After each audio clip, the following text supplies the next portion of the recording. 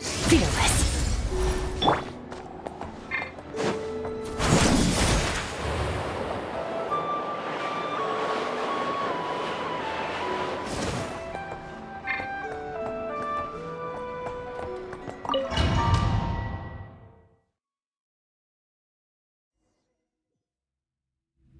Like I thought. No more paths back to reality have emerged since. But how can I be sure that I'm going the right way without scenes from reality to keep me on track? I can't even be sure of how long I've been walking for. The further I travel, the less stable this space becomes. There are even moments where I can sense something that feels like abyssal energy. They can just materialize out of thin air. I have to keep my wits about me.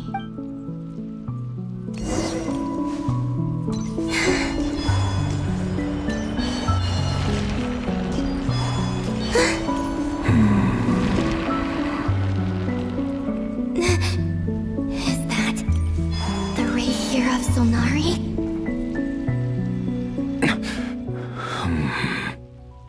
You are the moon goddess. But how? Please, there's no need. I'm not interested in fighting anymore. I find that a little difficult to believe. Yeah. Honestly, so do I. The way you used my own power against me was... It was a brilliant strategy. And then, in the final moment before I was thrown into this space, I got to see an old friend. Mr. Dainsleif.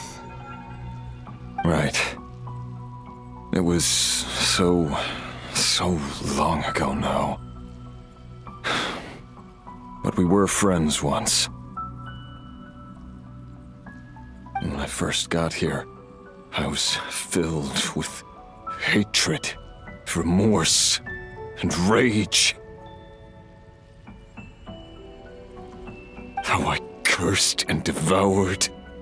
I tore everything here apart.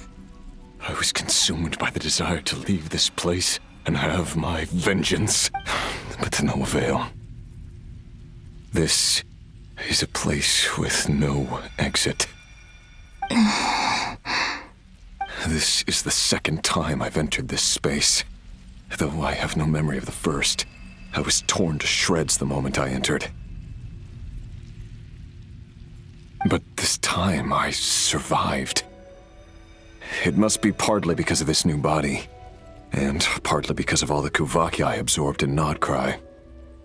Are you the source of the abyssal power in here? Not all of it.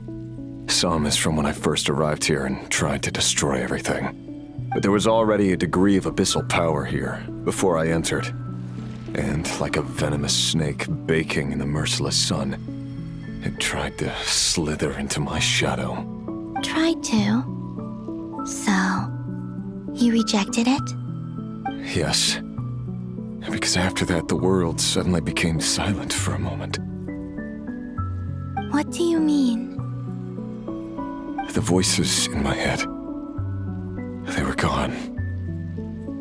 And then I saw her. Her? The Lindis. My former lover. Never mentioned that she saw a memory of the Lindis leaping into the moon's reflection. More precisely, I saw her afterimage. I'm sure the real her is long gone. She was just an ordinary Conrian. She couldn't have survived here for very long. Anyway, why have you come here?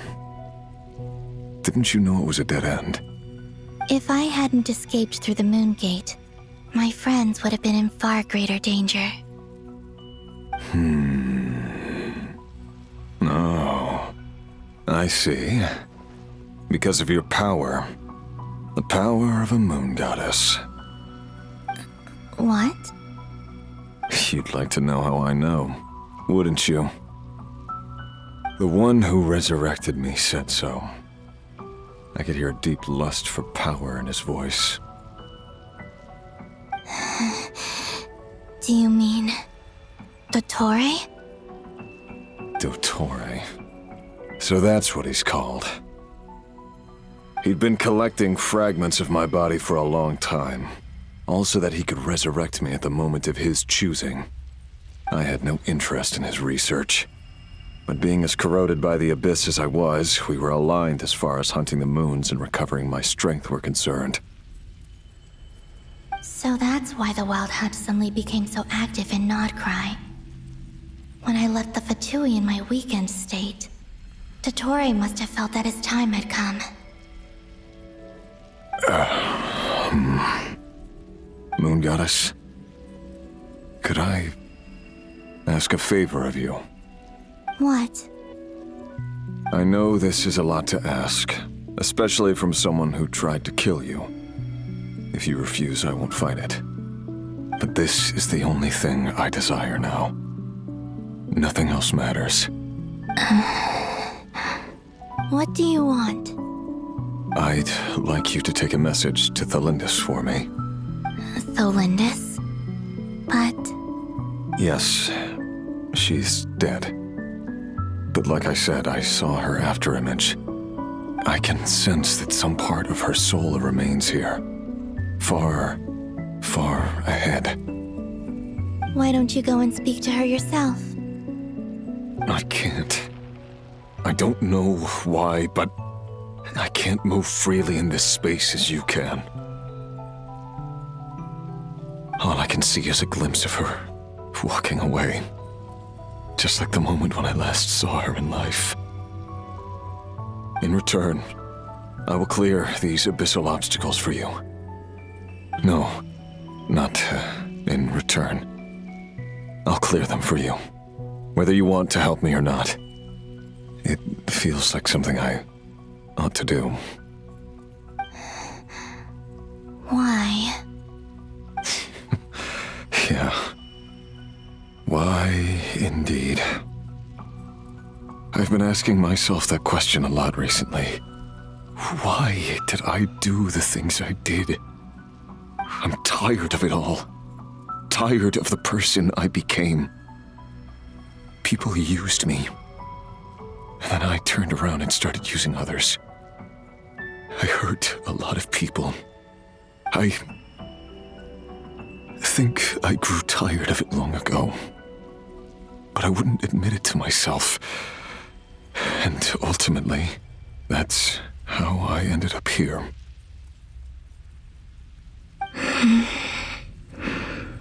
What do you wish to tell her? All of it. My past. My mistakes. Everything that happened after we were separated.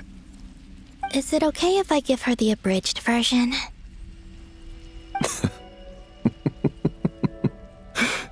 Yeah, I'm sure there's plenty you can skip over. Just tell her the important parts. Whatever you think that means. Like the part where you relentlessly tried to kill us?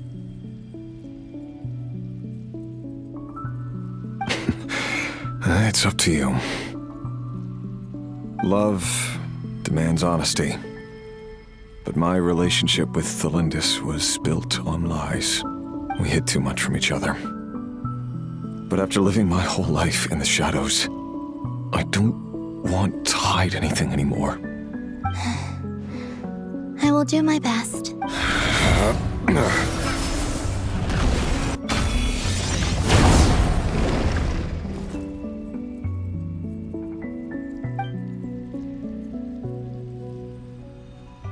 There. The abyss will no longer stand in your way. Even though Mr. Dainsliff felt he had to fight you, I think he still regarded you as a friend. Dane? He said that you betrayed him, but he also felt great remorse at never having understood what you were truly going through. Why tell me this? Because if he'd known that someone could take a message to you, I believe that's what he would have said. Thank you. It means a lot. I know this will sound strange coming from me, but don't die, Moon Goddess. I can tell that you're determined to get out of here.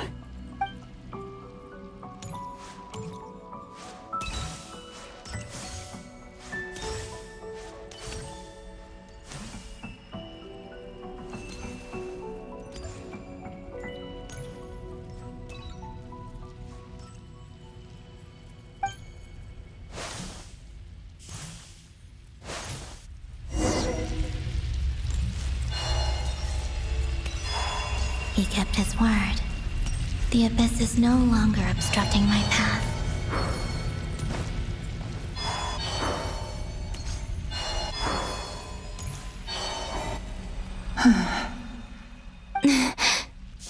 Is that the Lindis?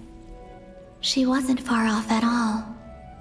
And yet, they can never meet. Hello, Miss the Lindis. Who are you? How do you know my name? I've never seen anyone else here before. You can call me Columbina. I promised Rerir that I'd bring a message to you. Rerir? My Rerir? Is he well? He's doing better than he was. Better than he was, huh? Sounds like he's had a pretty rough time. Others have had a rough time on his account too. In many cases, their time ran out because of him. And I'm not just talking about the children of the Crimson Moon. So, things got worse before they got better. Could you tell me what happened, Miss Columbina? Are you sure you wish to know? Yes. This is my opportunity to learn the truth. No matter how hard it is to hear, I have to know. I admire your courage. However, time is short. I cannot stay here for long.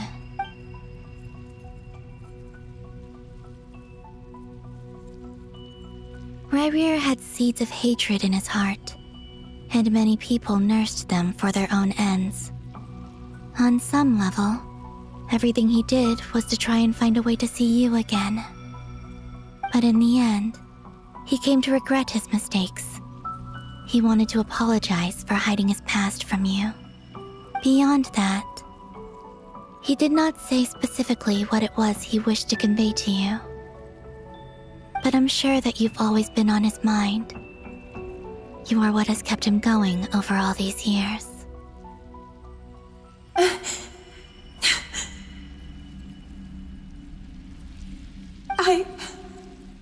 I'm sorry, Miss Columbina. This is so upsetting. I'm not sure how to put my feelings into words. It's all right. I understand. Well, that's everything from me. So, I guess I'll be... Wait. One moment. Time flows backwards here. The road ahead only leads further and further into the past. I know. I intend to reach the end of that road. Without a moon marrow, without the three moons' power, you won't make it far. Wait, unless... Are you one of the moon goddesses? You could say that. I see. I often think to myself, if life is like a train ride, why haven't I reached the terminus? Where am I even going? And it's not just me, it's this whole place. Wherever it is, it seems like it's existed forever. It's such a mystery. Where is it going? I must seem so ridiculous. I can't answer these basic questions, and yet I jumped right in here without hesitating. only to be torn apart the moment I entered by powerful energy currents. Only my soul remains now. Thinking back, I was suddenly overcome with fear and terror in that moment. Perhaps I too became bewitched by the abyss. I may have been the leverage it needed to control Rayrir. I used to be a researcher at the Universitas Magistrorum in Conria, researching the iridescent moon's marrow. Eventually, I came to the conclusion that time in here flows in reverse. Rayrir was one of the Finster King's retainers. With me, he was in an impossible position. It plagued him constantly. I wanted to help him escape his lot in life. I wanted him to be happy, so I thought I'd use this place to return to the past. At the time, I thought I could just go back to the day that the Finster King first found the princess. It was only after meeting the princess that the Finster King started going too far with his research into the abyss. That was the day all of our woes began. I thought I could stop the king from ever meeting her and solve everything. I couldn't kill the Finster King himself, so I had to find another way to save Rayrir. That's why I wanted to go back, to kill the person who had brought new possibilities to our realm. I'm sure it was a futile endeavor, but the abyss probably enhances the basest human desires. So I naively hoped I could change everything, but I was simply too weak. Like a speck of dust against the whole universe. Look at me. I didn't even survive the journey here. Not physically, at least. I know I'm never getting out of here, but you're different. You can make it, and I want to help you. I owe you that much. How do you plan to help me? Have you noticed the golden energy that exists here? Based on my past research and my observations since coming here, I believe they carry you forward faster. I can share what I've learned and help you understand the pattern in which this energy appears.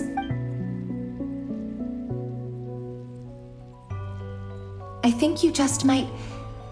Now, I know you will be able to change the past. Also, I've been speculating about where this space ends. The documentation was scanned, but from what I know of the legends about the moons, the oldest ones seem to begin with Nibelung, king of dragonkind. I have no way of verifying any of it by this point, but if it's true, you might be able to reach that era if you keep walking. Understood. Thank you, Miss Delindis. I'm the one who should be thanking you. If you hadn't entered this realm of everlasting death, what use would my deductions be? Thanks to you, they have some meaning. About Rayrir, I'm so sorry. For everything. It wasn't your fault. That's not true. Because we both feared bringing trouble upon each other, neither of us ever told the truth. And that dishonesty sealed our fates. But enough about that. I wish you a safe journey, Miss Columbina.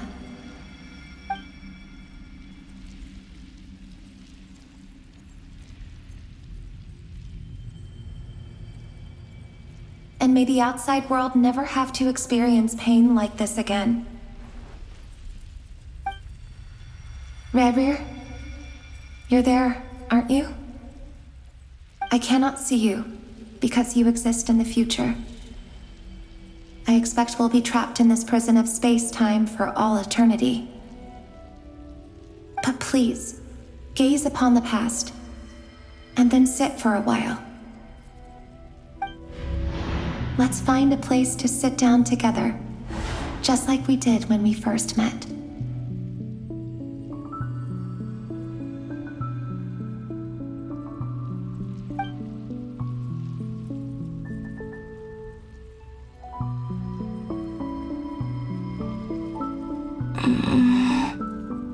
How long have I been walking? How much further till I reach the end? Is there even an end to be found? Everything's getting blurry.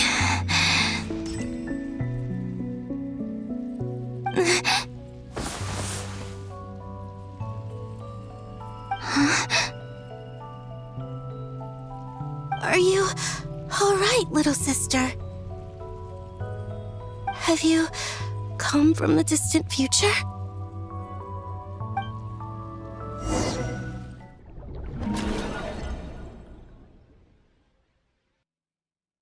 So, how exactly did the moons just disappear? Shouldn't it be a little harder to get rid of major creations like moons? The world is a vast and ancient place.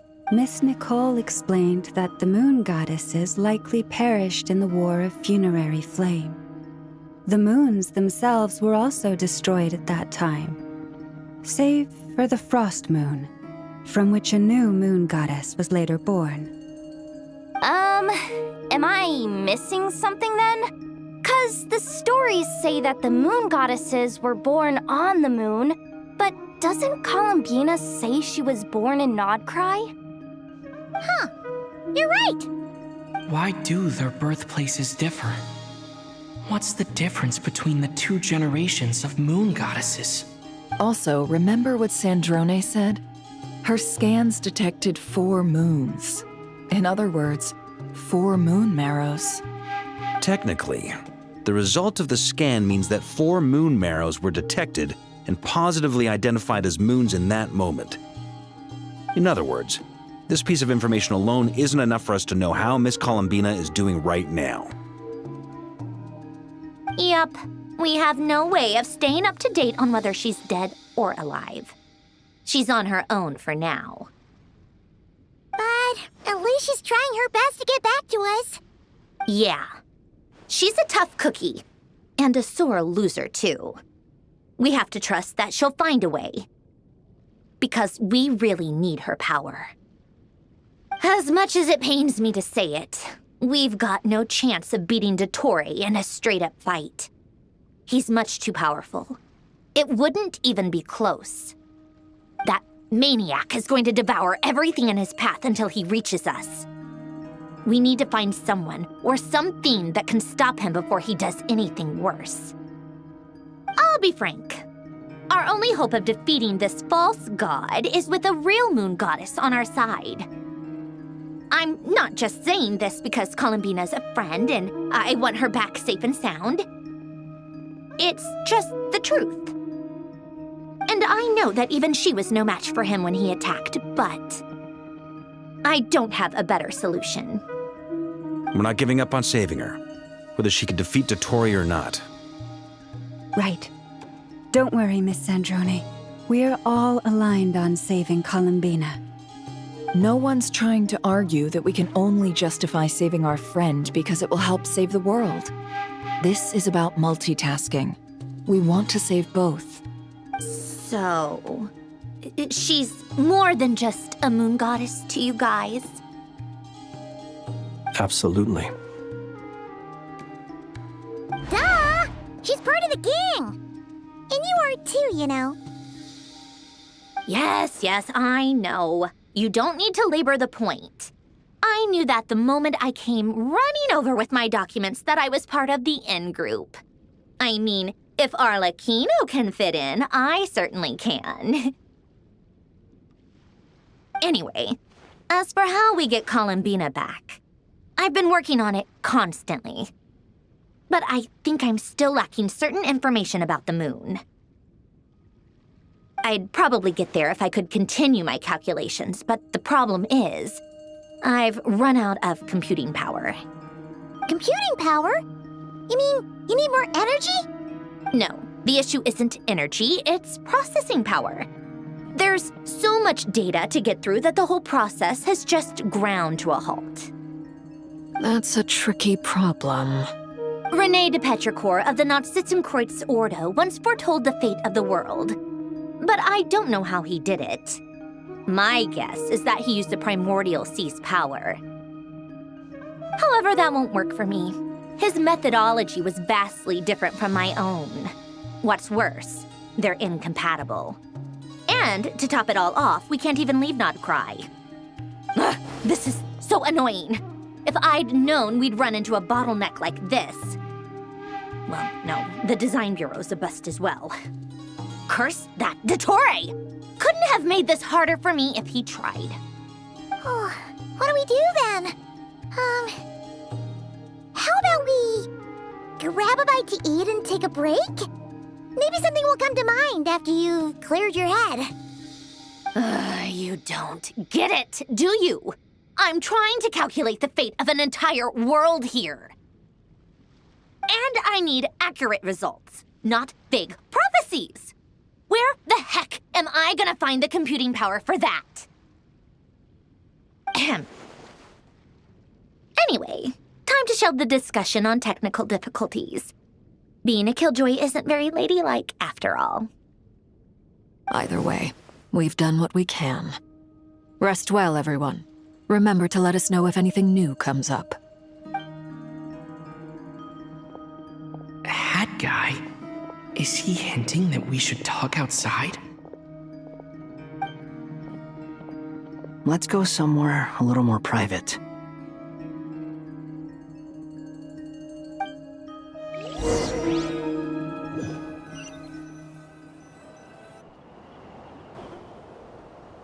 You know that Dory went back to Sumeru, right? Yeah, she mentioned she was planning to head back. Things aren't looking good for Nodkrai. She's gone to spread the word so that Sumeru has a chance to prepare for the worst. From what I know of Dottore, there are two possible reasons why he hasn't made a move yet. One is that he's still working through some kinks in his new powers. The other is, he wants to see how we're going to react. He'll easily devour everything eventually, so I guess he's in no rush to make it happen. The first false god he made was me. Now it's his turn. Even though my records were erased from Irminsul, Dottore's ideas haven't changed one bit.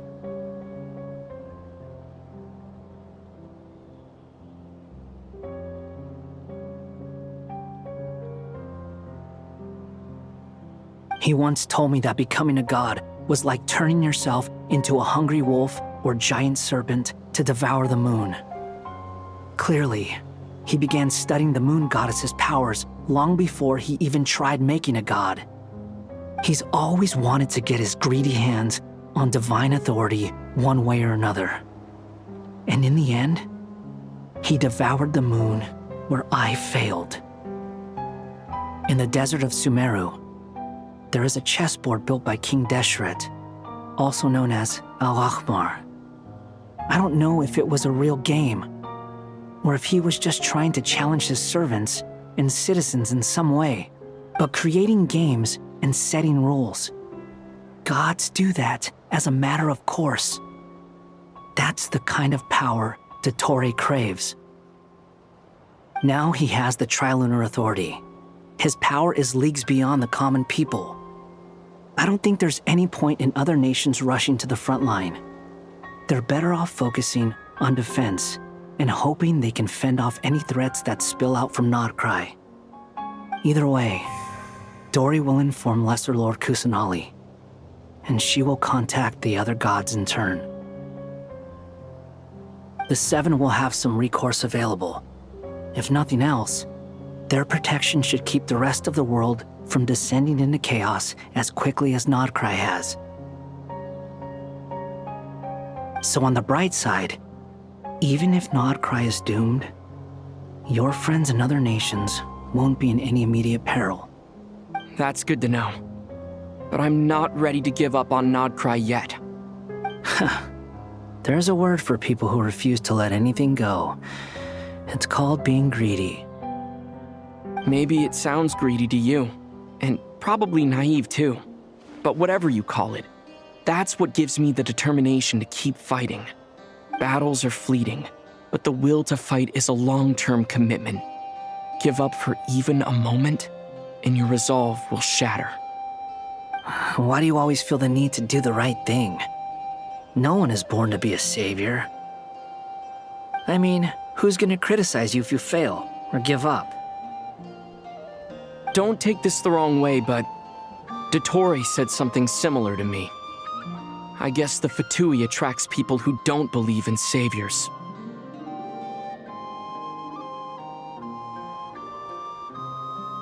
Not necessarily.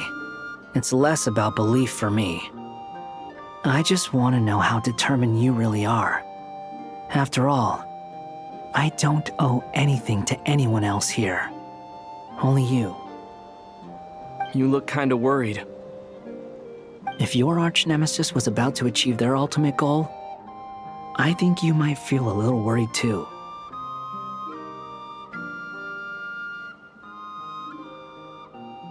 That's true. Dottore is about to become an omniscient, omnipotent deity. That's gotta be a bitter pill to swallow. Still, you're calmer than I expected. Obviously.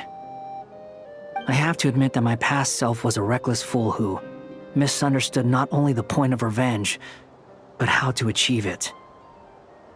And as much as I want my vengeance, I know I'm not gonna get it by acting alone. If the world's taught me anything, it's to think before I act. Too bad it never taught me any other virtues, though. So, I am going to destroy Dottore, no matter what it takes. So, what's your plan? I'll get to that. First, tell me, what do you think of Sandrone? Just like Paimon said, she's a friend, part of the gang. How much do you trust her? This is a serious question. Think carefully before you answer. Although she's with the Fatui, she has her own values, and she's helped us a lot. If nothing else, she's clearly going the extra mile for Columbina. I see no reason not to trust her. If you say so. In that case, the three of us need to talk. I have some thoughts about her computing problem. It can be solved, but it will come with a cost. How much? If I can afford it, I'll cover it. Sometimes your heroism really backs me into a corner. You know that? Come on, let's go talk to her.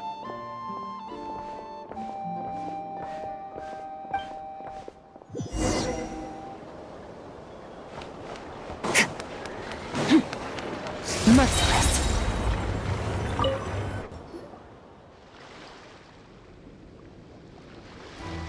Miss Androne, Traveler. Hey there. Paimon's here too!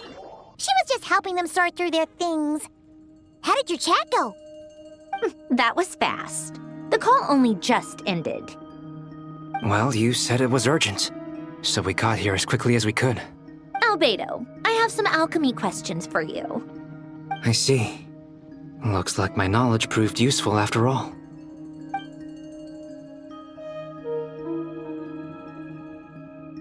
If I might ask, what is the end goal for the modified formula you'll be using? I needed to predict the future of the entire world. But I've run into some teething issues since trying to implement Renee's theory of the four Orthants. I see. I'll have a look at it. Still, computing power is the real issue here. How do you plan to solve it? About that, it's been sorted. Oh, with the Traveler's help? Actually, you're not wrong. He found the person with the solution. Was it Hat Guy? Yeah, it was him. Wow! Go Hat Guy! Seems like all that time studying at the Academia is paying off big time. But where is he? Wasn't he the one who asked Albedo and I to come here? Come with me.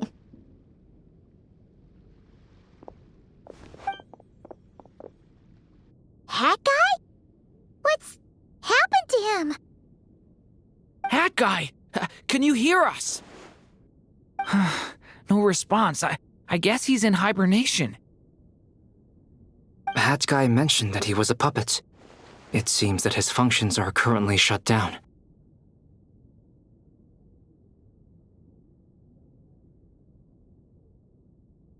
I presume this has something to do with the solution to your computing problem. That's right. He and the Traveler came to see me.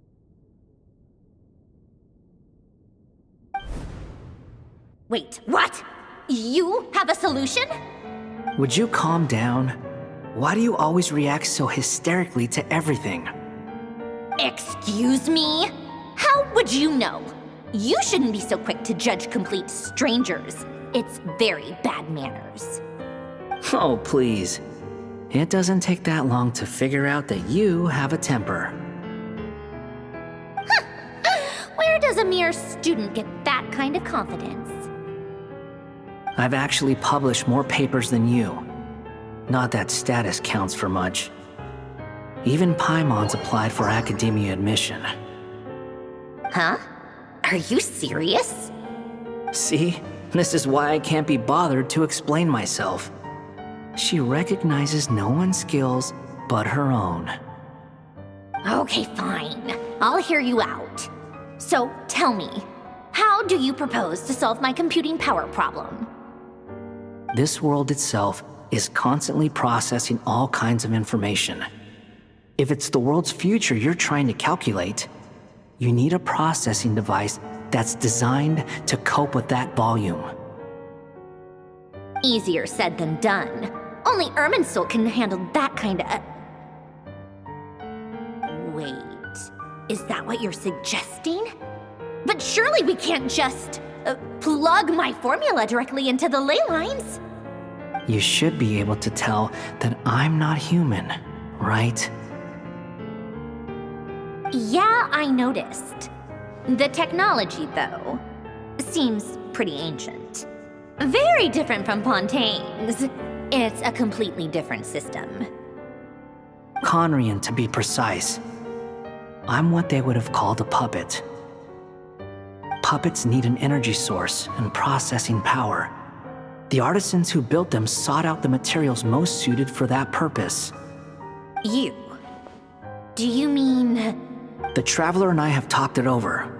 He's willing to vouch for you. So, I'll allow you to borrow my core for your calculations. It was built using wood from a silver-white tree, which makes it a small part of Irminsul.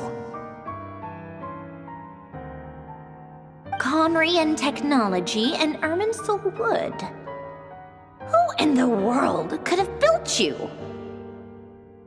Are you sure about this? A puppet without its core will cease functioning completely. And if it's left in that state for too long, it might not recover. You could die if you do this. You do realize that, don't you? I can put two and two together, yes. No need to rub it in. I won't lie to you. This has never been done before.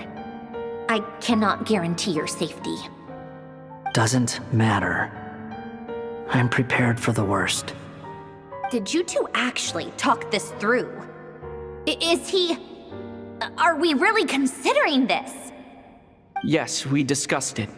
The bottom line is, he trusts me, and I trust you. Let's give it a shot, shall we? Honestly, I have no clue where this kid even came from. But for whatever reason, he lent me his core to use in my formula. I'm very close to finishing my calculations now, and the core is currently in use. So I'm sorry, but I can only show you a sketch right now. This is what the core looks like.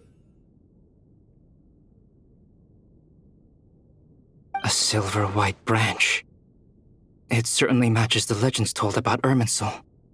Is Hat Guy gonna be okay? He's not gonna die, right? Right? In theory, he should be fine. As long as we put his core back in time. Beyond that, all I can say is that I'll try my best to avoid risk and make sure the core doesn't sustain any damage. I think I know why you called us here now.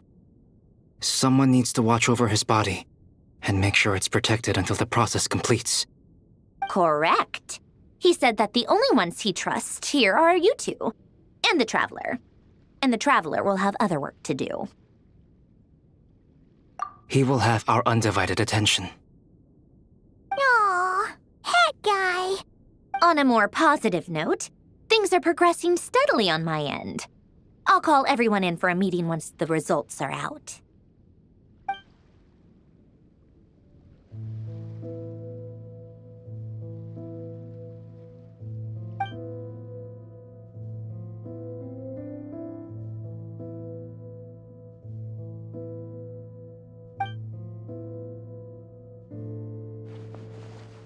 The worst case scenario with the core removal is either a system reset or a total loss of function.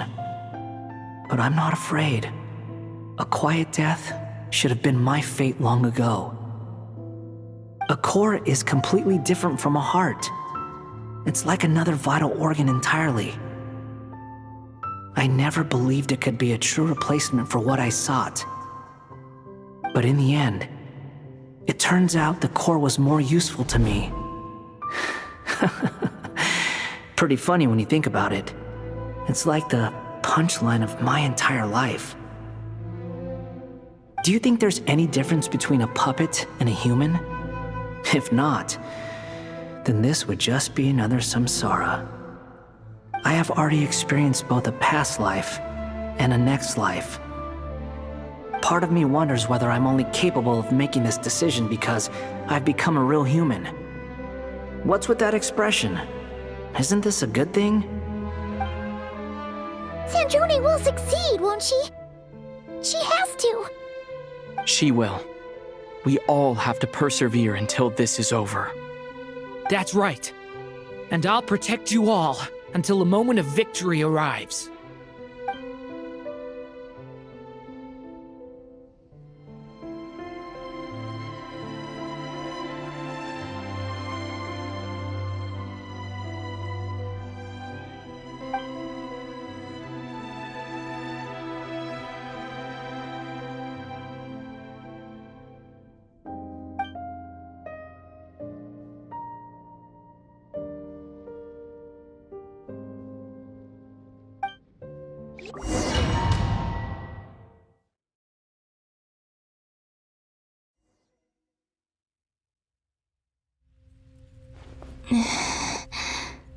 Who are you?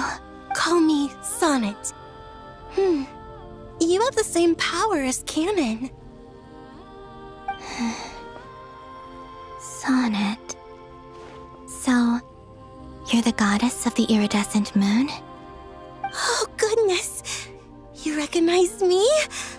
Well then, what's your name? Columbina.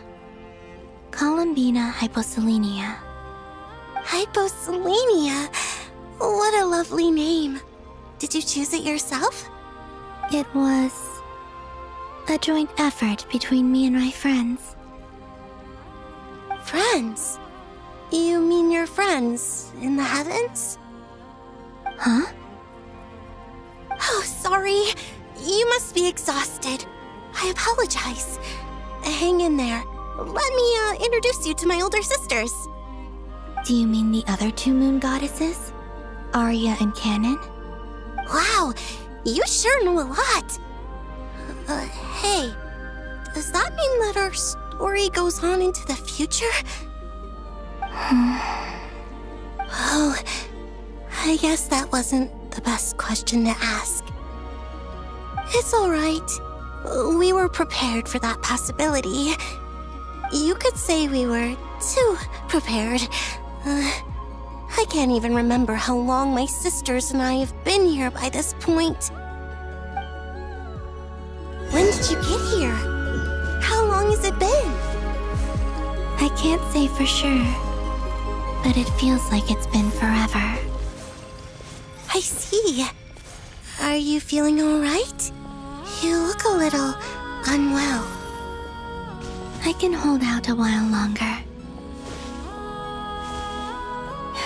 We don't have far to go. The place where my sisters and I are based is just up ahead. Don't worry, they're both really nice. I'll introduce you.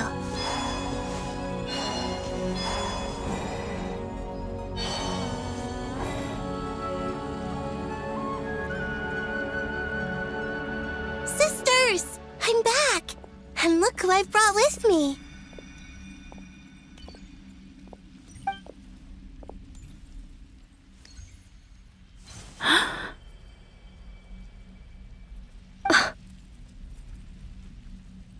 It's our lovely little sister, born in the far... The pleasure is all mine.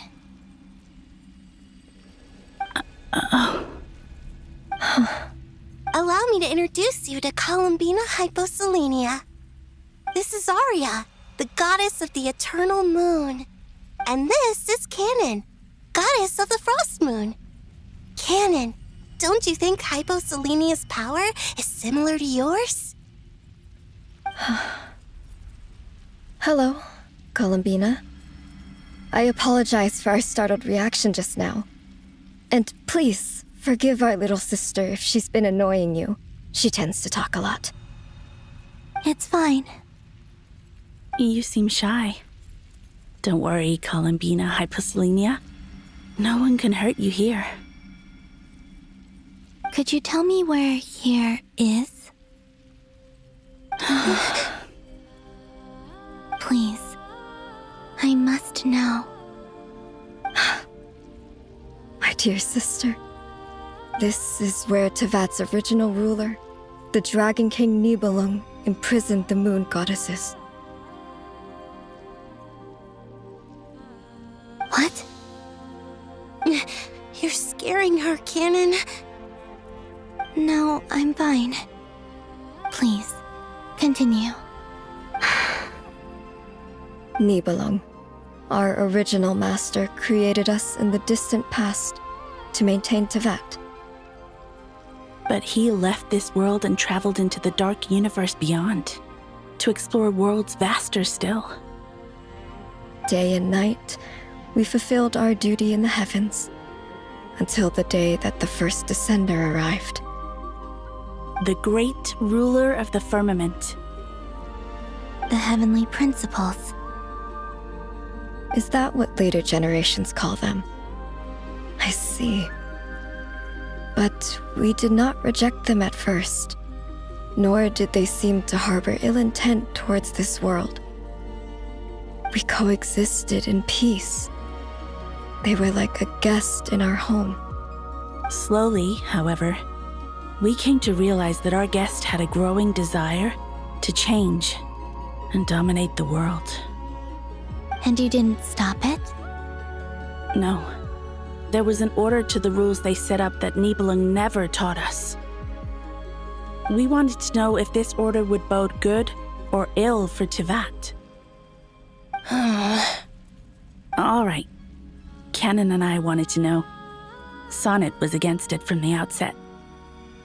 Later, we discovered that this great ruler of the firmament bore an almost paranoid hostility toward the desire of certain life forms to seek power. Or perhaps they feared them. They would even cast down celestial nails as manifestations of their power, to punish the civilizations of the world below. Only this was far beyond mere punishment. Right. Their rules brought order, but the price people paid for merely testing the limits of those rules was far too great. I did everything in my power to help the punished escape catastrophe, but still, too many lives were lost. The ancestors of the Frost Moon Scions were some of the ones you helped. But just when we had decided to take countermeasures, the Dragon King, Nibelung, returned. And so began the War of Funerary Flame. So, that's the name the world gave that war in the future. Well, who won in the end? As far as I know, the Heavenly Principles won, although it came at a great cost. They remained in Tevat, where they continue to rule to this day. And the world's original master, the Dragon King Nibelung, was destroyed. And What of the moons? Are there still 3 moons in Tevat's skies? You can tell us the truth, Columbina. We know we are but remnants of a bygone age. We are prepared for the answer. Only the frost moon remains. But it has been cast beyond the false firmament by the heavenly principles. The eternal and iridescent moons were both shattered during the war. So death finally came for us in the end. Sonnet. But you're still here, aren't you? A moon goddess cannot live without her moon, Columbina.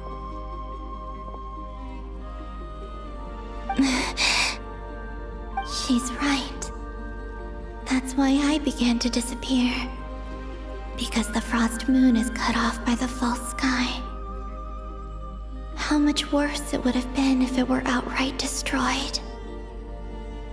Our souls may endure within this lunar palace, but if our moons are destroyed, then we shall disappear the moment we depart from it. I'm sorry. There's no need to apologize to us, dear sister. If anything, we owe the world an apology. If only we'd decided to act sooner, rather than arguing amongst ourselves. all the more reason not to spend this time in regret and repentance. Instead, we should focus our efforts on how we might help our future sister. Sorry? Don't you see, Columbina, your story is not yet over. Is that not why you are here?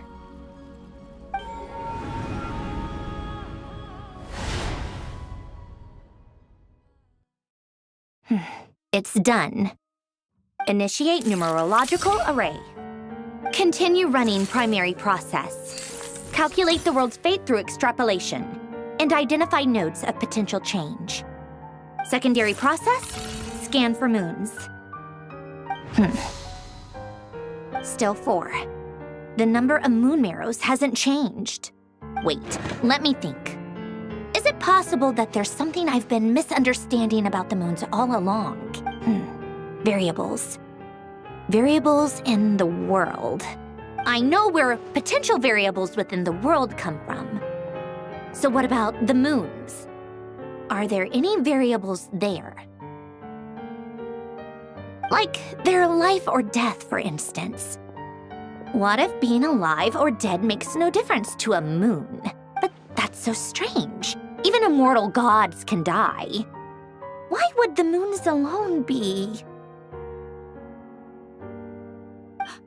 Wait! I've got it! If alive or dead is considered a variable, we might have had this wrong the whole time. No one ever said that a moon marrow equals a living moon. We just made that assumption ourselves. Initiate secondary process. Scan again. This time filtering out interfering perimeter, moon marrow. I don't care if they're natural or artificial. Get them out of my search results! Why? It says 3 moons still exist in Tevat, even after excluding the moon marrows. But we know for a fact that 2 of them are dead. Redo the scan. Narrow the results to living moons and real moons. No, scrap that.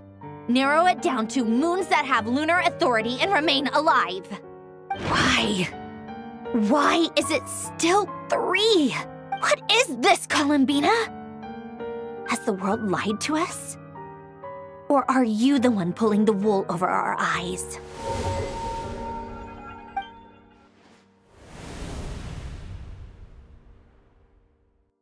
So, you think that the moon's reflection might be where Nibelung imprisoned the 3 moon sisters?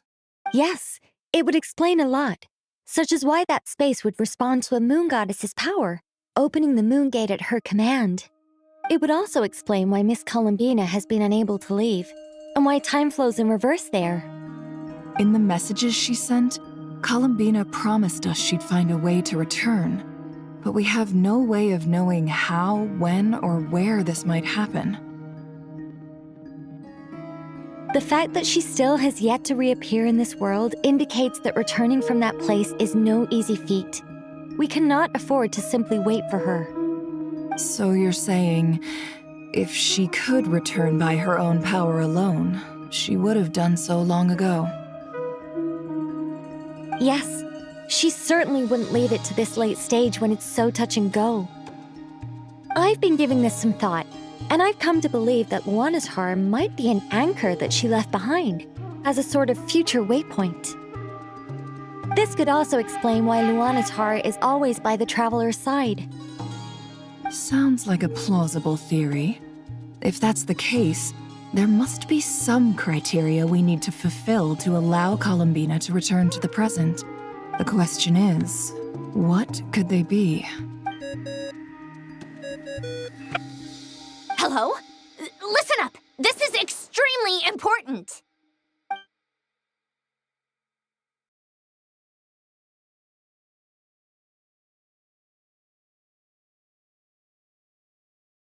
Not only is Columbina alive, but she may well exist in a form unimaginable to us.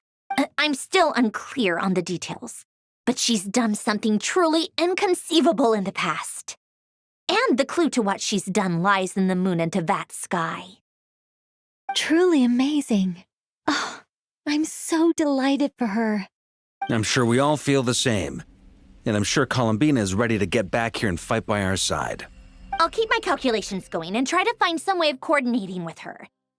But that's not an excuse for everyone else to slack off, okay? All of you had better keep trying to think of solutions.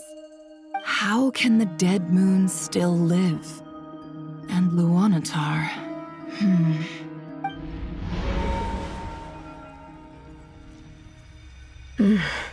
It's hard to believe that's what will happen in the distant future. Our authority is linked to the most fundamental rules of Tevat. I suppose it's no wonder that many would covet that power. I didn't realize that when you said friends, you meant people who live down in Tevat. That's so lovely.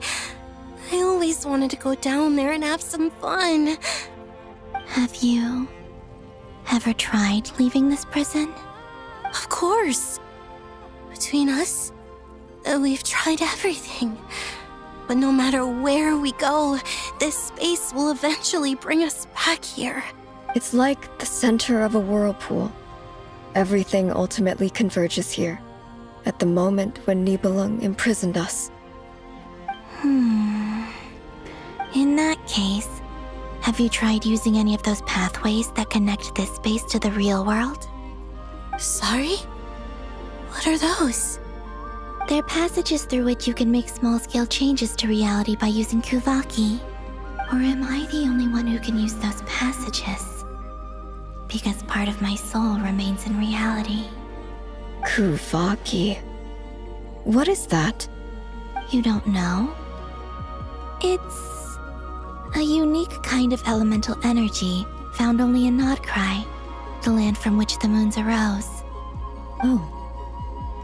Well, it's true that the moons first rose up from the part of Tevat you say is called Nodkrai. But there is no difference in the elemental energy between there and anywhere else. What? Could you show us some of this Kuvaki? Hyposelenia? Maybe if we see it, it'll make more sense. Okay.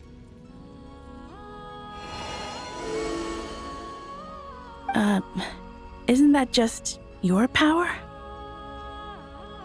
What? But it's everywhere in Nodkrai.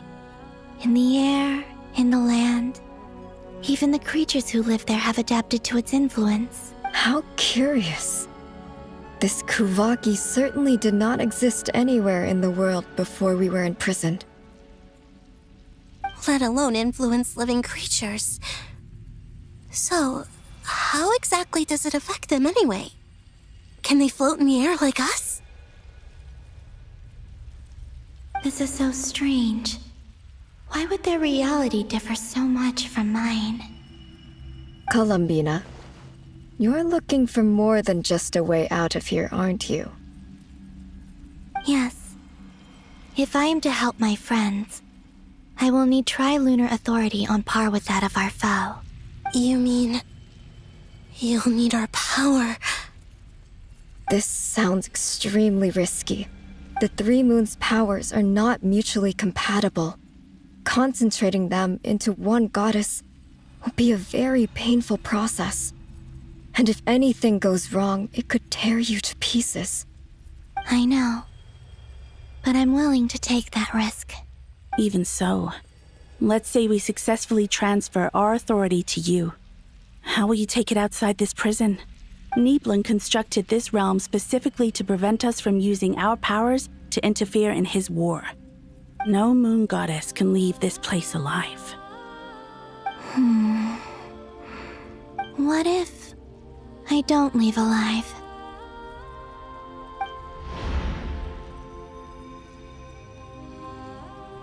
Where do we even start? How are we supposed to figure out what we're meant to do to help Columbina?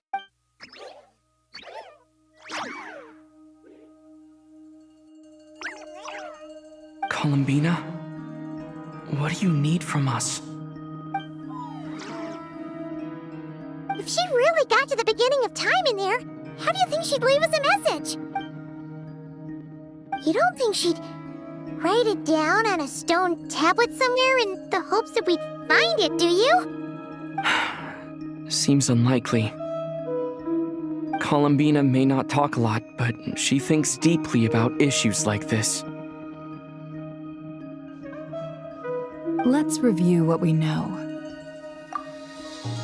This is the Columbina who fought alongside us against the Reikir of Solnari, and with whom we celebrated Moon Prayer Night. She knows our personalities, our ways of doing things, even our unique strengths and abilities. So, if she wanted to tell us something from a long, long time ago, what would she do?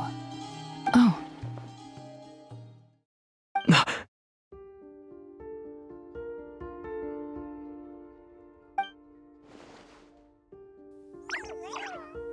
Traveler, you once said that those golden ripples also appeared when Luanatar was born.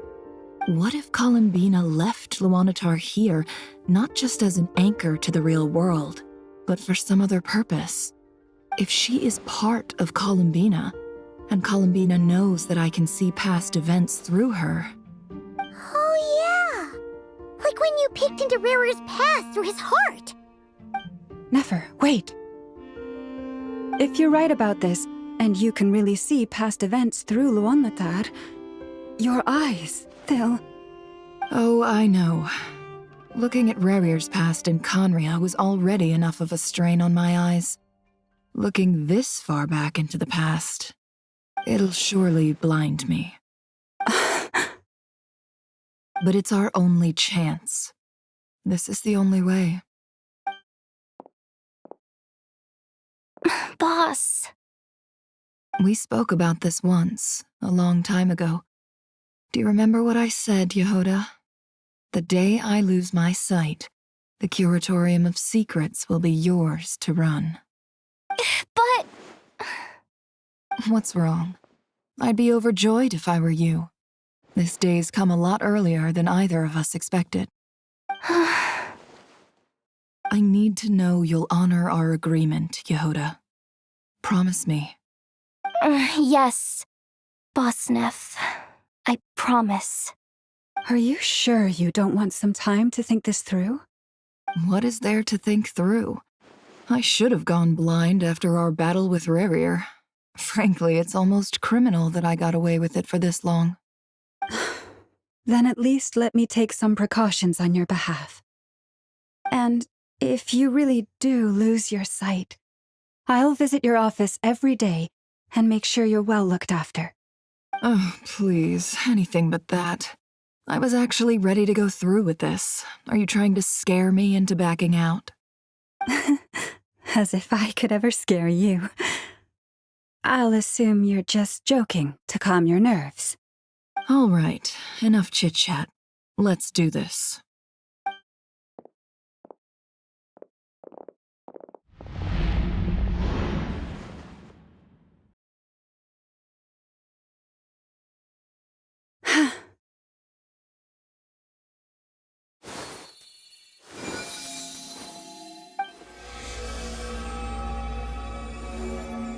All done.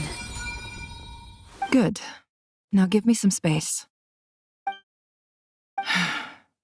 Come on then, little one. Show me what happened in the past.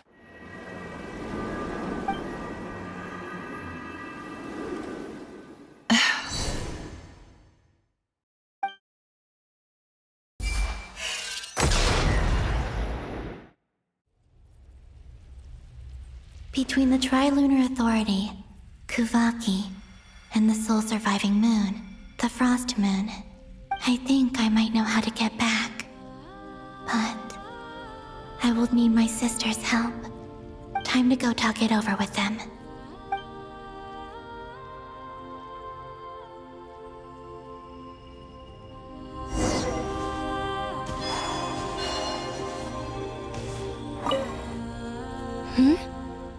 Have you decided what to do? I hope it's not too dangerous.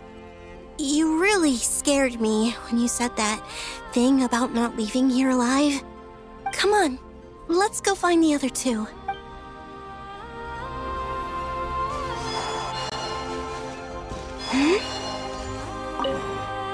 It seems you have reached a decision. I'm all ears. What do you propose?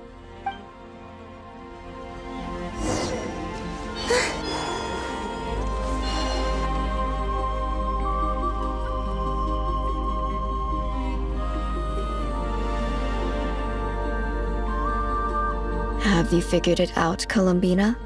Tell us, how do you plan to leave this place? I intend to die here, in this moment, and then be reborn in the future with the help of my friends. What? What are you saying? How can the dead be reborn? And how will you inform these future friends of your plans? You can't exactly leave oracles. Nothing can escape this place. Not a single ray of moonlight. And even if you found a way, what if they never find the message you left for them? You'll... No, that won't happen. Come again? They will find my message. I'm sure of it. I'm not following. How exactly will you achieve this? It's quite simple, really. First, I will leave my soul here.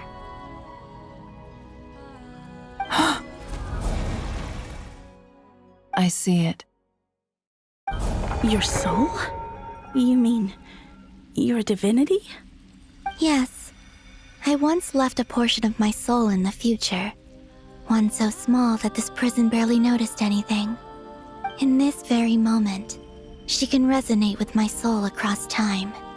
When the time comes, I believe that she can serve as an anchor to pull my soul from here back to the future reality.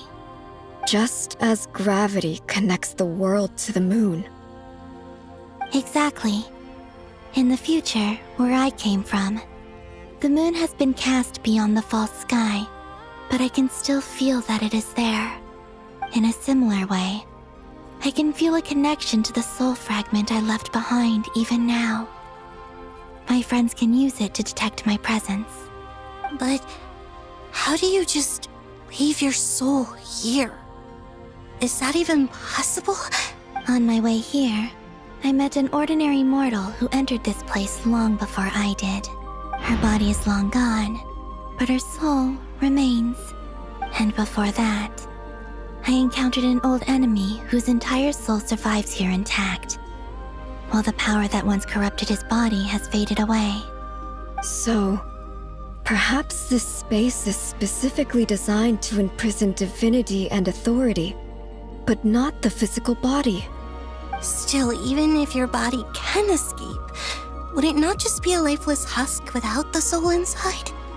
Wait, is that what you meant when you said you wouldn't leave alive? Yes.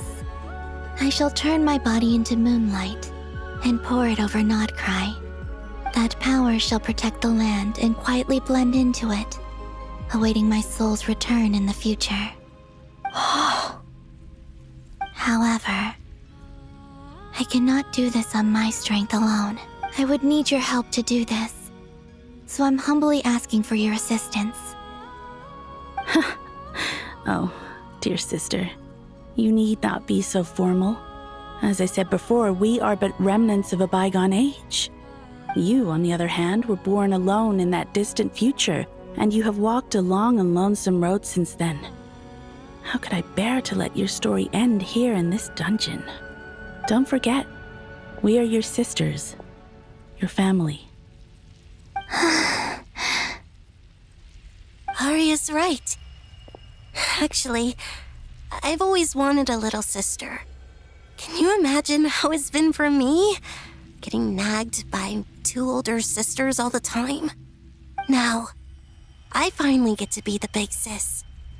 And not just that, but I get to help you return to your world, too. How could I say no to that? Sonnet.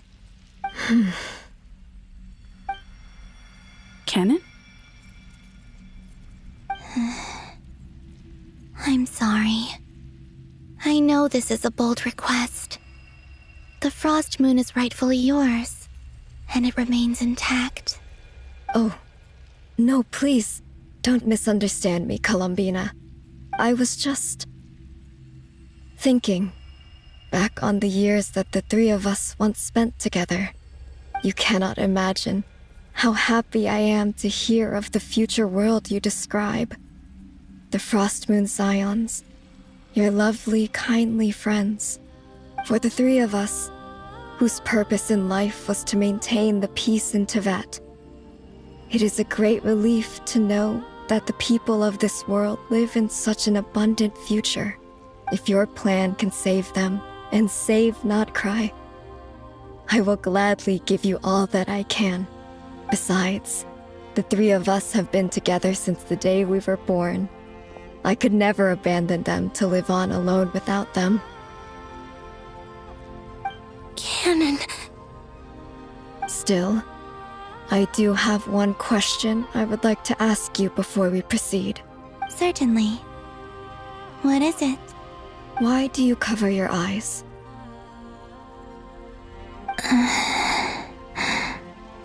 Yeah, I was curious about that too. But it seemed personal, so I didn't want to intrude.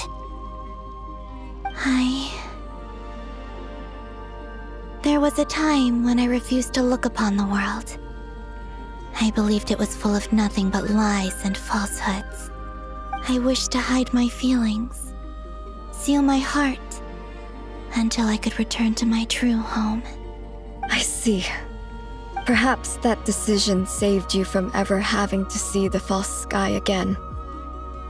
But at the same time, you likely missed out on many true and precious things, like the smiles on your friends' faces.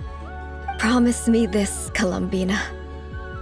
When you return to the future, open your eyes, take a look at the world around you, and see your friends. I'm sure that you know this already, given that you long to return, but that is your true home. Give me your hand, Columbina. Arya, Sonnet, you too. Okay. All right.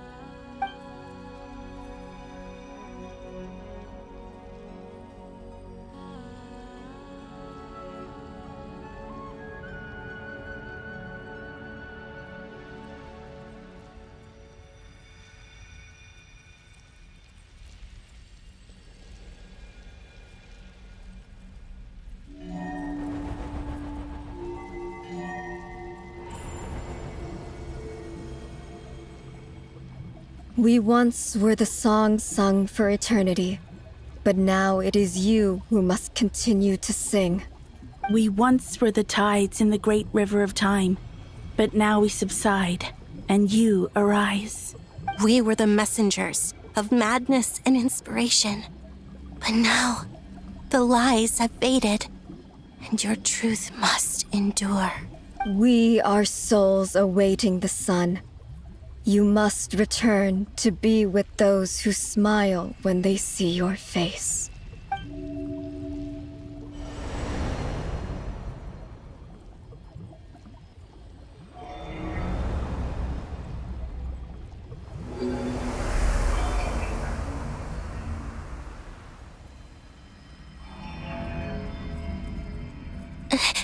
Is it done? Yes.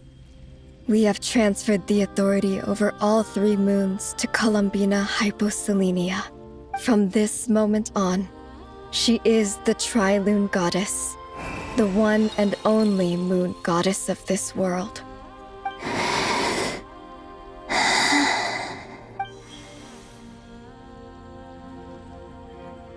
Thank you. Thank you, my sisters.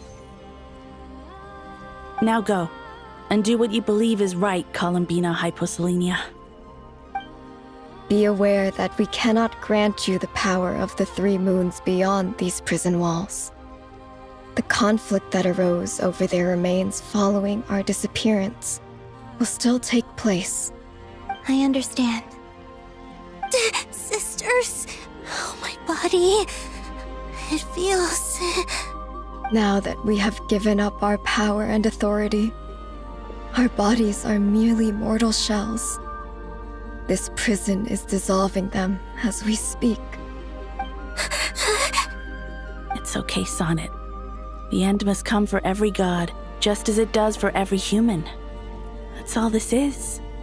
The final destination of our lives. Canon and I will be by your side the whole way. We have one final request, Columbina. Could you use the 3 moons' power to send us back into the real world? Now that we have lost our powers, I doubt this space will seek to hold us further. It's just... we would like to spend our final moments together in the only place we ever called home. Of course. Gladly. Sonnet. Yes? Don't... I wish I could tell her not to give in to the abyss. Not to be afraid. But is this really what I should say at this moment? Don't forget. I'm so glad to have a big sister like you. No, Hypo. Thank you. I'm okay.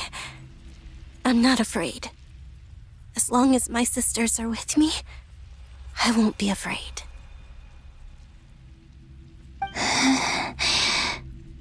It looks like this is goodbye, sisters.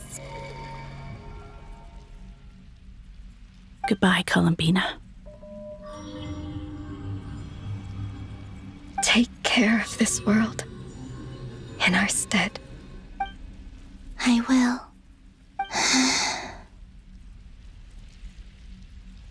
And now, it's time for me to bid farewell to my body, too. May it become the moonlight that keeps Nodkrai company through the long years ahead. So this is why Nodkrai was not always home to Kuvaki. It only appeared after I poured my body out upon this land, and only this land. Kuvaki responds to me because it is me, my body, answering the call of my soul. And the golden energy I've encountered on my way here was, in fact, that very soul, which I am about to leave here to guide me. O power Tri-Lune, eternal moonlight. I, Columbina Hyposelenia, lay aside my body. Let it be cast into the dark night to illuminate the future. May it be a companion to all who dwell beneath the moon.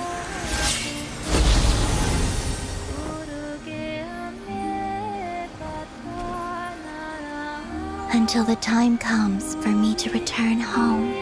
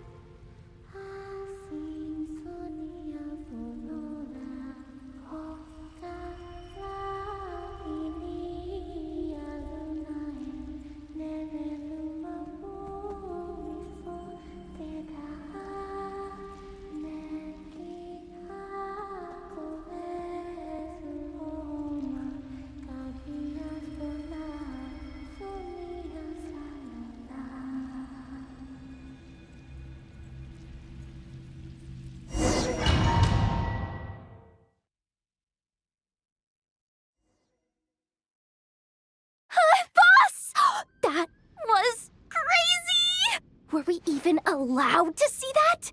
Is anyone? Can you still see? How many fingers am I holding up? I see 2 fingers, and a look of sheer terror on your face. Truly astounding, Miss Nefer. Your eyes have glimpsed the very ends of the world, and yet they remain as sharp as ever. Or is the credit for this miracle due to Miss Lauma? It seems that even time itself is no match for your medical skills. Surely you jest, Mr. Flins. I suspect we have Columbina to thank. She must have realized the immense toll that the ritual would take and purposely set aside some of her power in the past to protect Nefer's eyes when this moment arrived.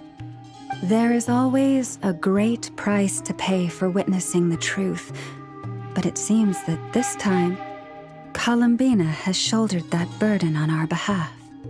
She chose the perfect method of getting a message to us. Though her eyes were always shut, she was clearly so perceptive. She knows us well. She knew exactly how we would think and what we would try. Despite being separated by time and space, we're seeing the same possibilities and seizing the same opportunities. We still don't even know if she's okay right now. But as long as there's a chance we can do something, we'll fight to make it happen. We'll get you back somehow, Columbina.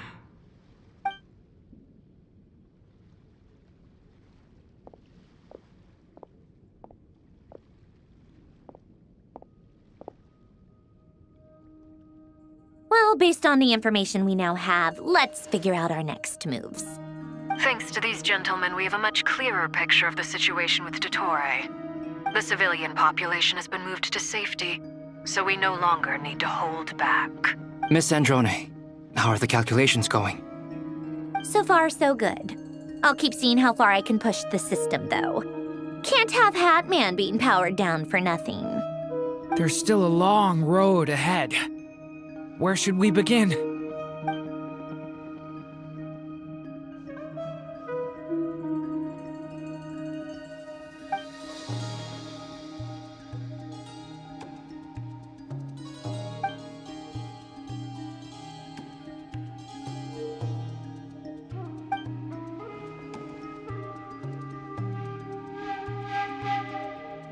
Our plan is clear. Time is short, so let's get moving. There's just never enough time, is there? Time is the bane of my existence. Ugh.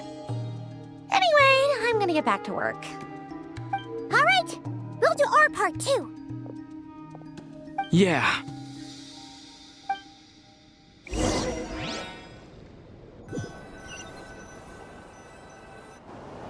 Albedo's theory says that elemental energy can dilute the light realm's power, but I'm no expert in building elemental defenses. Sounds like something out of the advanced elemental theory section of the library. Whew. You seem quite troubled. Well, yeah. I mean, who doesn't get a little flustered when they're completely out of their depth? You were the very picture of confidence back when you approached the Hexen Circle. Yeah, I could have been faking it through that whole meeting for all you know. Who's to say I'm not just a ball of nerves in a charming and gregarious package? Oh gosh, really? I'm so sorry, I had no idea. Well, you're all the braver for it. Still, I was much more in my comfort zone than I am here. At least in Mondstadt, you can cry for help from a cliff top and actually stand a chance of summoning Barbados himself. Things have never looked bleaker than they do now. If we don't pull this off, Tevat's doomed, isn't it? Oh, you think so? Actually, yes. Yes, it probably is. It's a shame. Don't put too much pressure on yourself. Tevat has faced annihilation many times in the past, but it also gave us you, didn't it?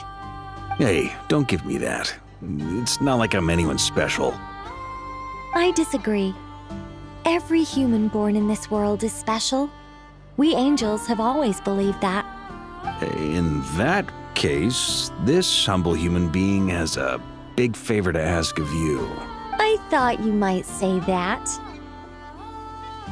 I'm sure Alice, in her great wisdom, sent you here precisely to help us in this difficult time, yes? Well, that has less to do with her wisdom and more to do with my power. Of course, of course. Well, the thing is, these elemental defenses we're about to build, I don't think it's a question of if they'll fail, but when. Durin's findings from his patrols make it clear that Dottore is constantly expanding his territory. First it was his lab, then the design bureau, and now this. It's not realistic to completely stop him encroaching on the rest of Nodkrai. Rather, our goal should be to stall him for as long as possible. If Miss Sandroni's calculations are correct, well, they're the closest thing to certainty we have in this situation, so let's assume they are. Anyway, her calculations suggest that our best hope for victory lies in Miss Columbina's return. It's up to us to slow Dottore's advance and buy time for her to make a return. Are you asking me to help you with building the defenses? No. I'd like you to prepare for what comes next. When he eventually reaches us, we will have to fight him. You were an angel once and a mage now. I'm asking you to lend us your protection. Oh. Can I take it that you're triggering the terms you fought for during our three-way talks? Well, technically those terms were about protecting Mondstadt. But if you're happy to agree to the change in location, then yes, let's do that. You're cashing in on this much sooner than I'd imagined. Well, yeah. The way things are going, I might not get another chance. Very well. The mages have heard the knight's plea, and we will respond. To tell the truth, Alice and I had already discussed how we might help you all, so I didn't come empty-handed. I always like to be prepared.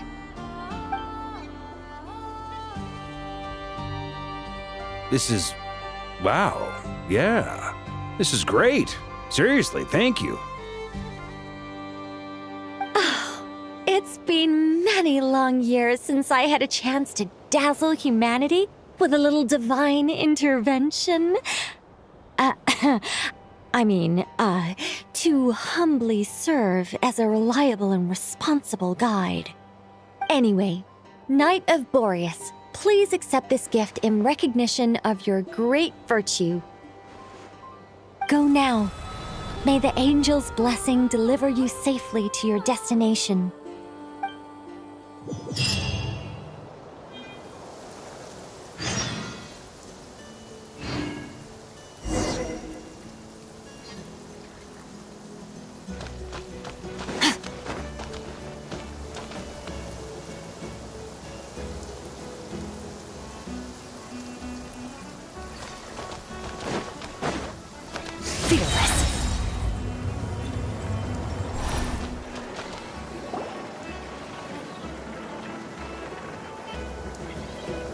You're here. Sandroni! How are things going? Glad you asked. You two are about to become the first people to lay eyes upon my masterpiece. Or should that be the first person and the first, specter? Hey! Whatever. Come, feast your eyes on this. Wow! We've never seen something like this before. This meter displays the progress of my formula. Currently, it's still making the most important connections. Once it's finished running, I'll deliver it right to your side. And then, we can finally bring Columbina back. What do you mean, deliver it? Can't you just tell us over the Dodo communication device? It'll just be some numbers, right? Ugh, you're such a greenhorn. This isn't the kind of formula you solve in math class. It's a highly complex algorithm capable of constructing a framework of rules. Whatever. We'll be here all day if I start trying to explain it. All you need to know is the formula must be completed before we can bring Columbina back. I'll share the data with you. Nicole's agreed to let me use her information channel, so we just need to use the Dodo communication device like so. And there. Now you can check in on my progress. Look at that! You're amazing, Sandroni! About time you recognized my genius. Took you long enough. Anyway, that's all for me. You should check on the others if you have time. Make sure we don't have any weak links in the chain. That might sound harsh to you, but close supervision is a common practice in a Fatui. Not looking to catch anyone out. I just care about everything going smoothly. That's all. I'm kinda stuck here while the formula's running, so I need you to be my second pair of eyes in the meantime.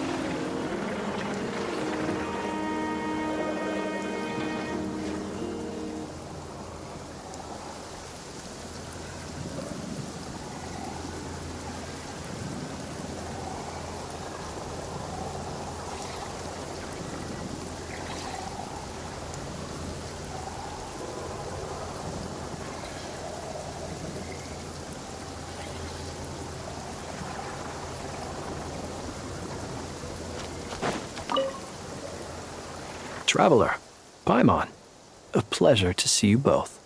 Twins! How's everything coming along?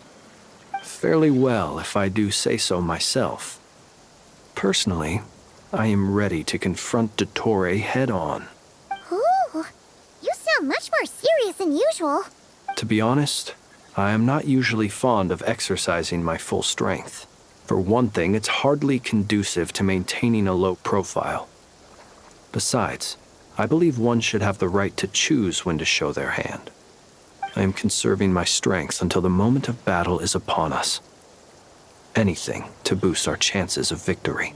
Seeing you get into the zone like this really puts Paimon at ease. Huh, Traveler?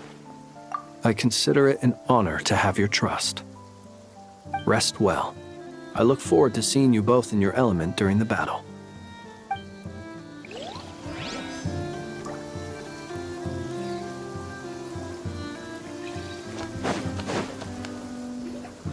Yes, Miss Moonchanter? What are you staring at? You always address me in the strangest ways. Lady Moonchanter 1 minute, Miss Moonchanter the next. Yes, and? Are either of those incorrect? Not as such. It's just that I simply call you Nefer nowadays. Uh-huh. That's my name. What's your point? The point is I don't add any honorifics or titles. Meaning what? That maybe we're on friendlier terms now than we used to be. Is that how you see it? Then I thought I was the one with eye damage. Never! Wilma! Paimon, Traveler. Just swinging by to check in on you. How are things going? Did you manage to get some rest? Don't worry about me. I won't slow us down. And I give my all to ensure our victory. Ah, yes. Allow me to give you two a quick checkup. Hold on. You're both in good shape. You're welcome. You'll have your work cut out for you in this battle against Dottore, so make sure to get some rest in first. Paimon will keep an eye on him. Don't you worry. I'm glad to hear it. Take good care of yourself, too, Paimon. Sure thing.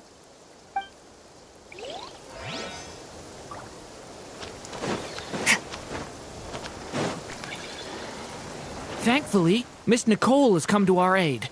Nasha Town is now looking very well defended. Golden Flame. Yes, that's Nicole's power, all right. Based on the latest message from Grandmaster Varka, it sounds like they've reached an agreement.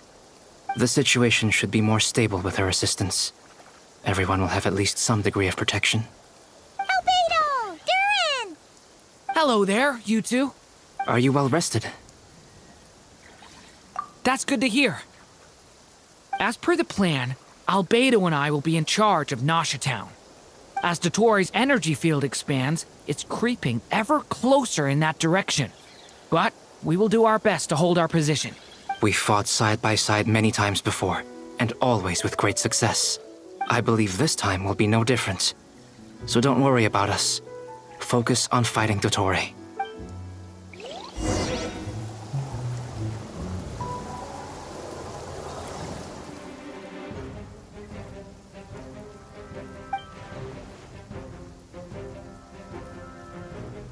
Here they come. That's quite a horde. As we expected. Get ready, everyone! Take your positions and prepare to engage. Let's begin. I'm at the ready.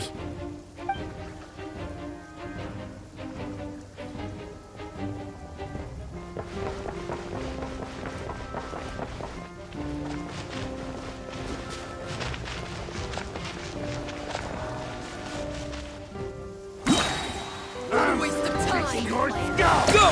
Yeah! The long sleep beckons. Run while you still can! There's nowhere to hide! It's a grave situation. Go! Another one. 5. Be silent. Do you fear the dark? Gotta feel it. Your name on it.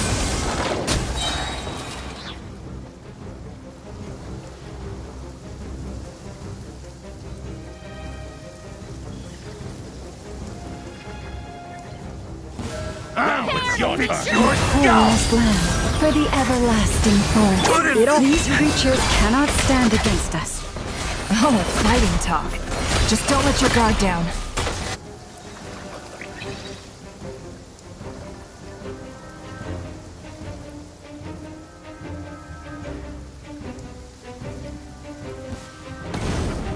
Burst forth! Witness my great undertaking! A turning point in fate! Stay back! This! That was easier than I thought. Naturally. What do you mean? Is it because as created beings go,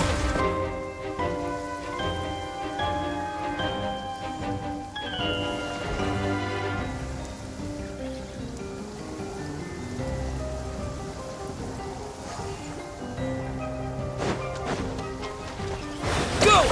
Wipe out! By the frost moon of old, forest, protect us. The night cometh. Observe. People have always used fire to drive away wild beasts. Wouldn't a lantern work just as well? You read my mind, my dear friend. I was just about to say that. All right then, dear friend. Bring the light! Close your eyes. Night falls.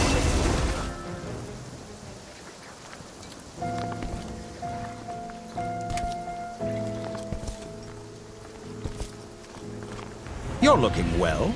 I trust you've had a good couple of days. Dottore. It's actually a good thing, in my view. If the subjects of my experiment were to die prematurely, it would throw quite a wrench in the works. And so, I must thank you all for your resilience.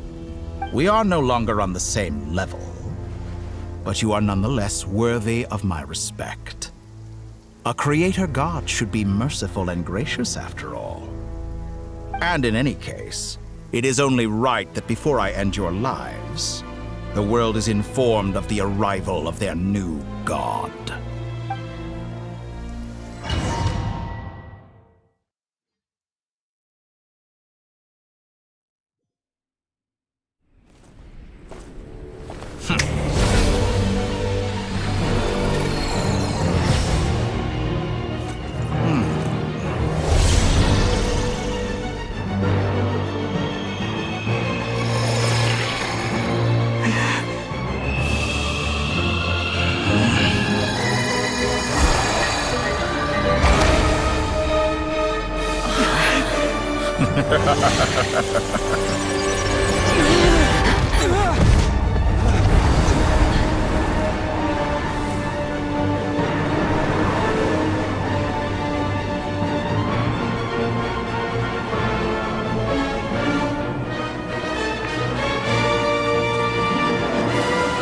The experiment begins.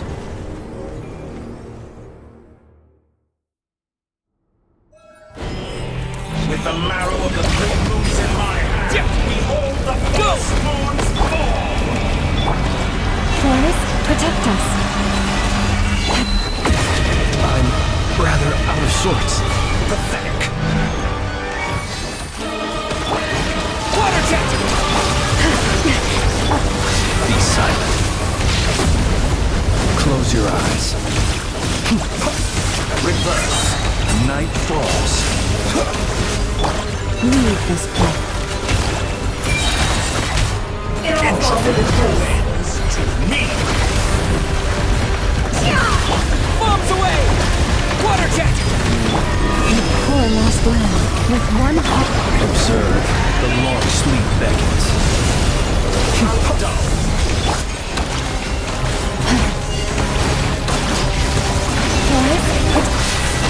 It all falls into place.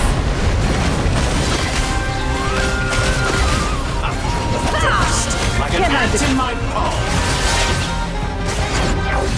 Oh, I've been moved inside another space, and it's sealed off. Looking at the structure of it, it seems like Dottore intends to trap us here. But there's no exit. Our endurance is about to be put to the test. Did you honestly think that would hit me? It all adds up. You poor lost woman. No more lies. How dumb.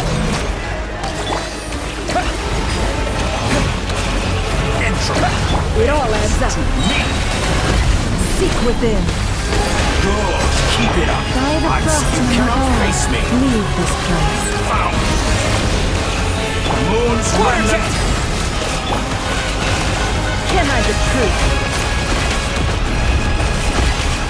Let's see what you're made of.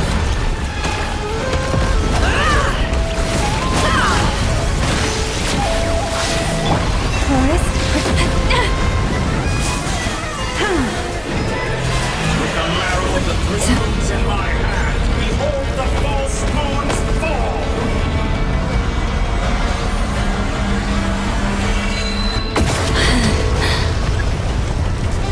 How dull! Leave this place. Go! For the everlasting past. Did you honestly think that would hit me? No more lies. Tell me, where will you try scurrying off to next? Looks like Dottore has opted for a divide and conquer strategy. But we will not allow him to triumph. Now, I shall pray for our victory. You poor lost woman.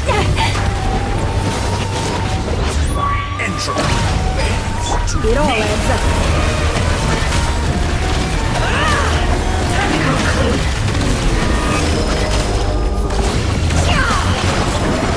No more lies. Water jet! It all adds up. Be shuffled! The mystery unravels. How farcical. Good. Keep it up. That's good. Can't hide the truth. Did you honestly think that would hit me? How dumb! Water jet! It all adds up.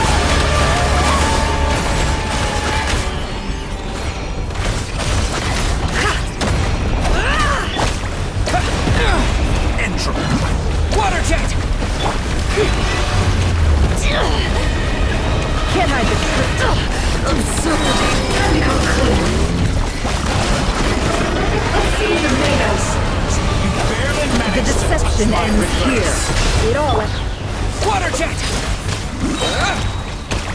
Wipe out!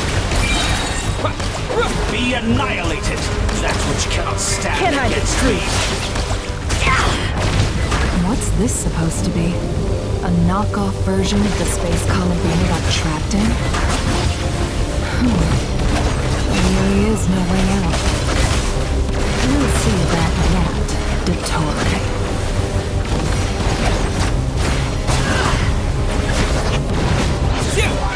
My apologies. I had not intended to take your teammates from you. Do you have a choice? I will release them. An excellent deal. Won't you consider that? Water jet!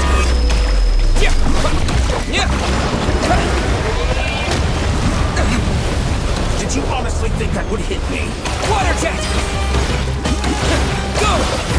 You cannot face me! Bombs away! Water jet!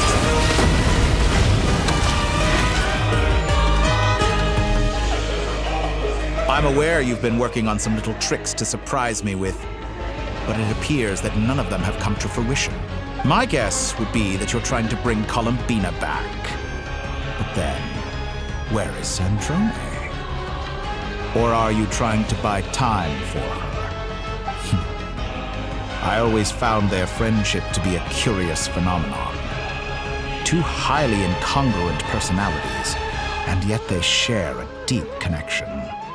Speaking of Columbina, I once saw her as like a younger sister. We got along quite amicably while she was with the Fatui. But then one day she suddenly decided she would refuse to take part in any further experiments. To this day, I truly don't understand what I could have done to upset her so much. It's such a pity. I could have had a sister, a family. But alas, she grew to dislike me. You're not fit to be family to her. That I can't deny. So many people, all obsessed with playing out the same tired old dramas. This world is rotten to the core. And then there's you. You had every opportunity to reach the right conclusion. The thought of killing you off like this? But I maintain that I approached you in good faith, so I will offer you another chance.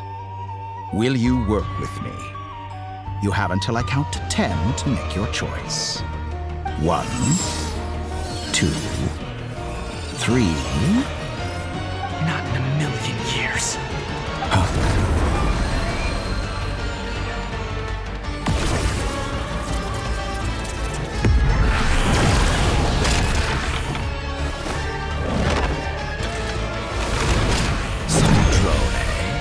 What a pleasant surprise. I didn't think you'd join us all the way up here. You're as sick and twisted as ever. Don't fool yourself into thinking anyone's grateful for the chances you're offering them. Sandrone, but the formula hasn't finished running yet. Funnily enough, I was just discussing a collaboration opportunity with the Traveler, and then I see you, who I must say is a good example of an opportunity gone to waste. Gone to waste? I said that everyone would get one chance, and you've used yours to march right back into the lion's den. So yes, it's an utterly wasted opportunity. And what makes you think I believe a word that comes out of your mouth? I was planning on disposing of your little formula after wrapping up more urgent business here. But since you've taken the trouble of serving it to me on a silver platter, I can simply bring it forward in the schedule.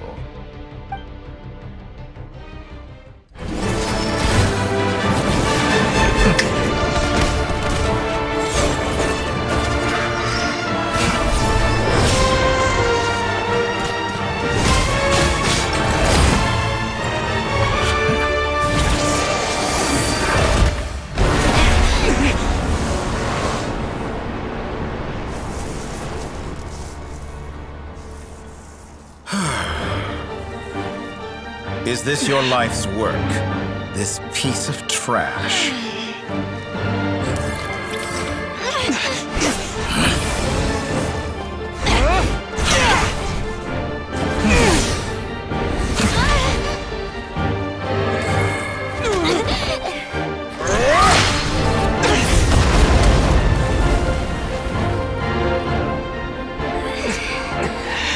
Your formula runs too slowly, Sandrone.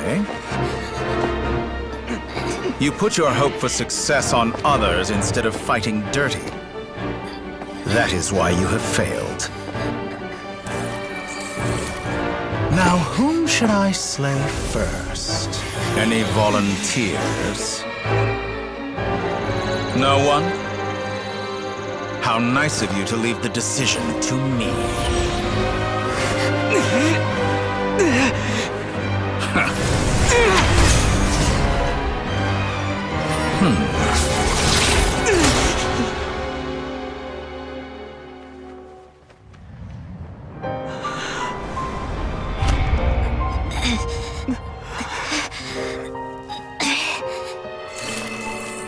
Oh, how unexpected.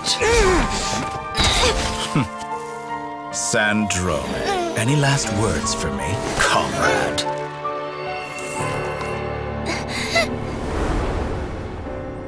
Is there anything you wish for?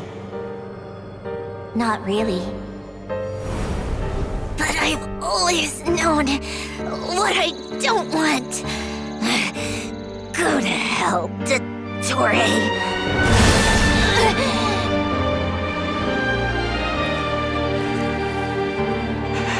No!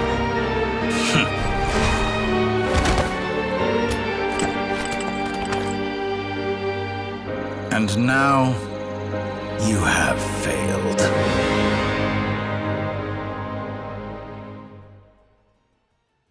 Sandrone!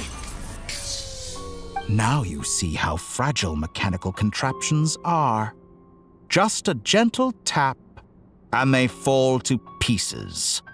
However keen of an inventor Sandrone may have been, her death spells the end of the formula that was running inside her body. Of course, I have to commend her for making it this far.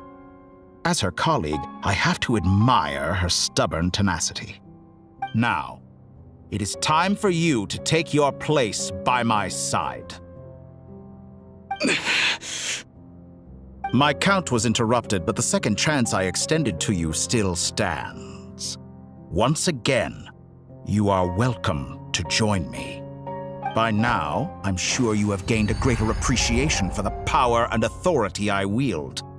What is stopping you from embracing a new world of endless possibilities? Not in the mood to talk? As you wish. You seem less talkative than usual today. I'll change the topic to something more apropos. Sandrone was always like this, never trusting anyone, always so reluctant to share her research with them. Objectively speaking, she had her strengths. It is remarkable how she extracted and even optimized the world formula from so much data. But her inability to trust was her undoing. Had she allowed someone else to monitor or run the formula for her, you might still have a chance at victory even now. But regrettably, she was a stubborn fool. As much as it pains me, she had to go. Dottore. Maybe this is news to you, but people can change. Columbina surprised you when she escaped. And I think Sandrone would surprise you too. Change? You can twist the truth however you want, but I see it clear as day. You're the one who can't trust other people. Is that how you see me? By this point, what can you hope to do about it?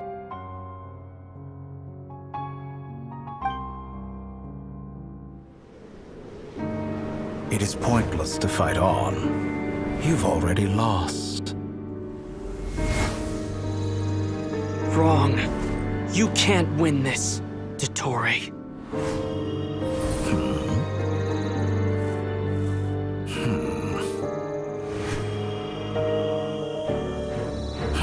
What?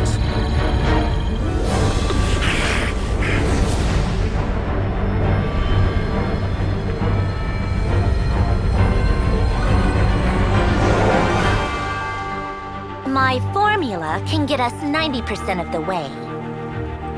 It will connect you to Columbina. Then, I will bring the formula's output to the Traveler's side. For the last 10%, do whatever it takes. Just bring the moon down.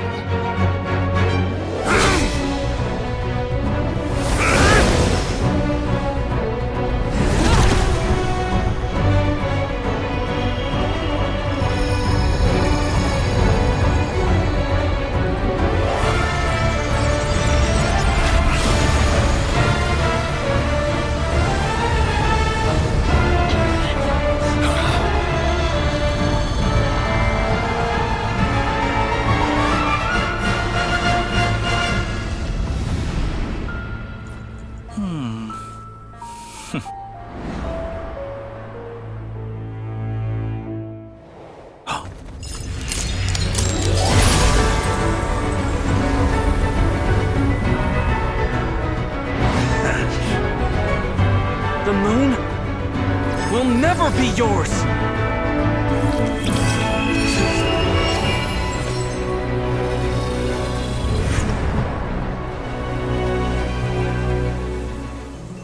I turn my body into moonlight and pour it over Nodkrai.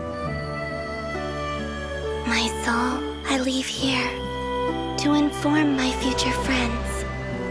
Lastly, I will hide the Trilune Authority within the Frost Moon.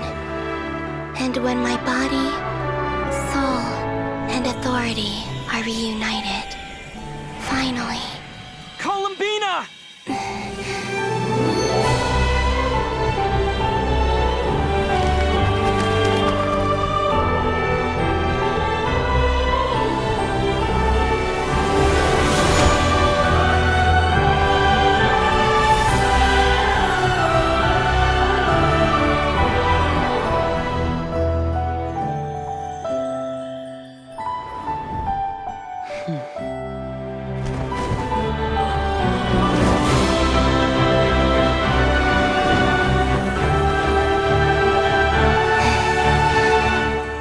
It's been too long.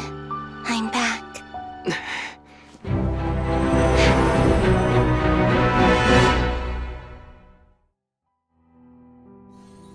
Stay focused on the battle, Traveler. What a touching reunion. Though I personally find myself repulsed by the sight of weaklings huddled together for war. And now, quite finished patting yourselves on the back. Show me how long you can before you drown. Watch out, Columbina! He can manipulate space itself! I know. Wait for the right moment. We'll strike together. Go! Moon's remnants fall! Go!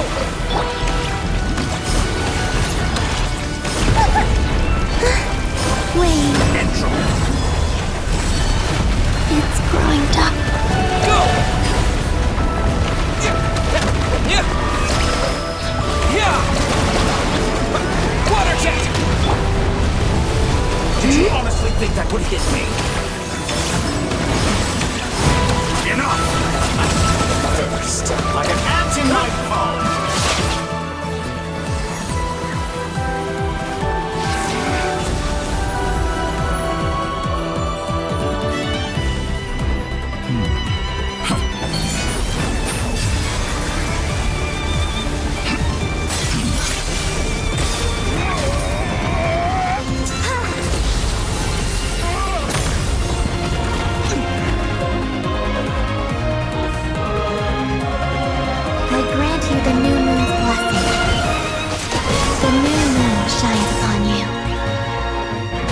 Growing weary of your stubborn resistance.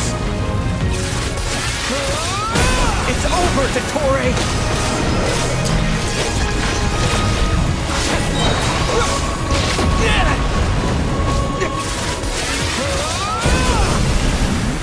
No longer must the world cower in the cold night. Close to the new world. It's not yours to command. So you rather wallow in this decaying world? Everlasting as the moon.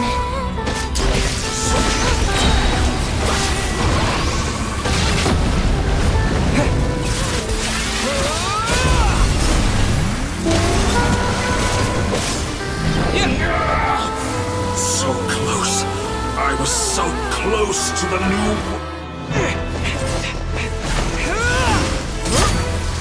Willfully blind. How can you be so satisfied with your fate?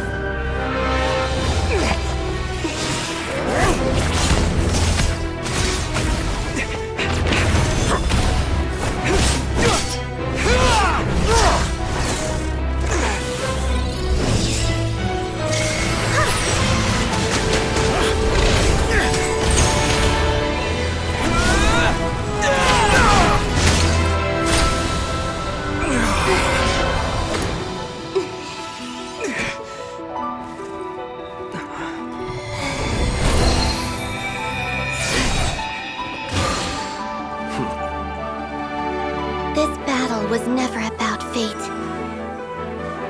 It's about friends, family, and the home you stole from them. So dull. Only the weak rely on each other for comfort. You shall see. Once I transcend fate, you will be nothing but fodder for my grand experiment! That will never happen.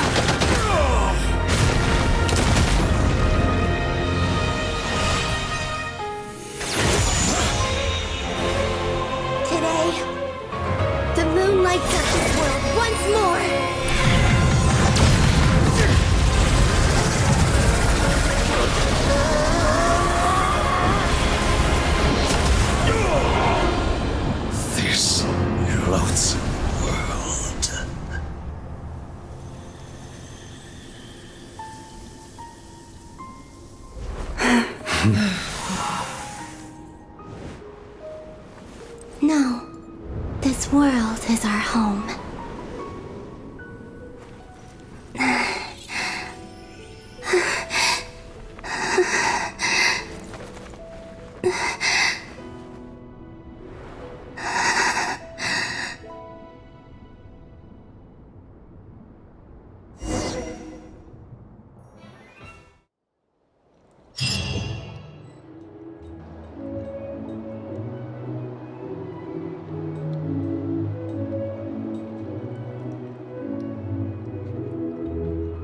No, you're doing it wrong.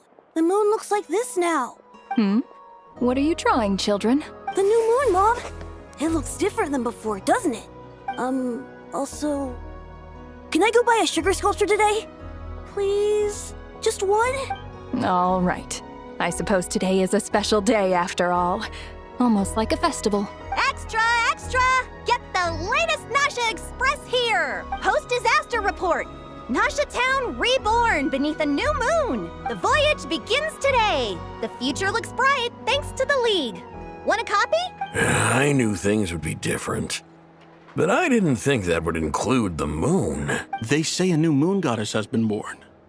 A new moon goddess? Who's saying that? The Frost Moon Scions? I guess so. I'm not too clued up on the details. As far as I'm concerned, the moon's still in the sky and it's business as usual. Hey, since we've come all this way, shall we grab ourselves a free meal while we're here? Are you a convert now? Or are you just here for the free lunch? Oh, come on, what does it matter? After everything we've all just been through? That smells good. All right, that's it. I'm hungry. Time to eat. Come on! We gotta get there early, or there won't be any good spots left! Shh, keep it down. This is a residential area. What if people are still sleeping?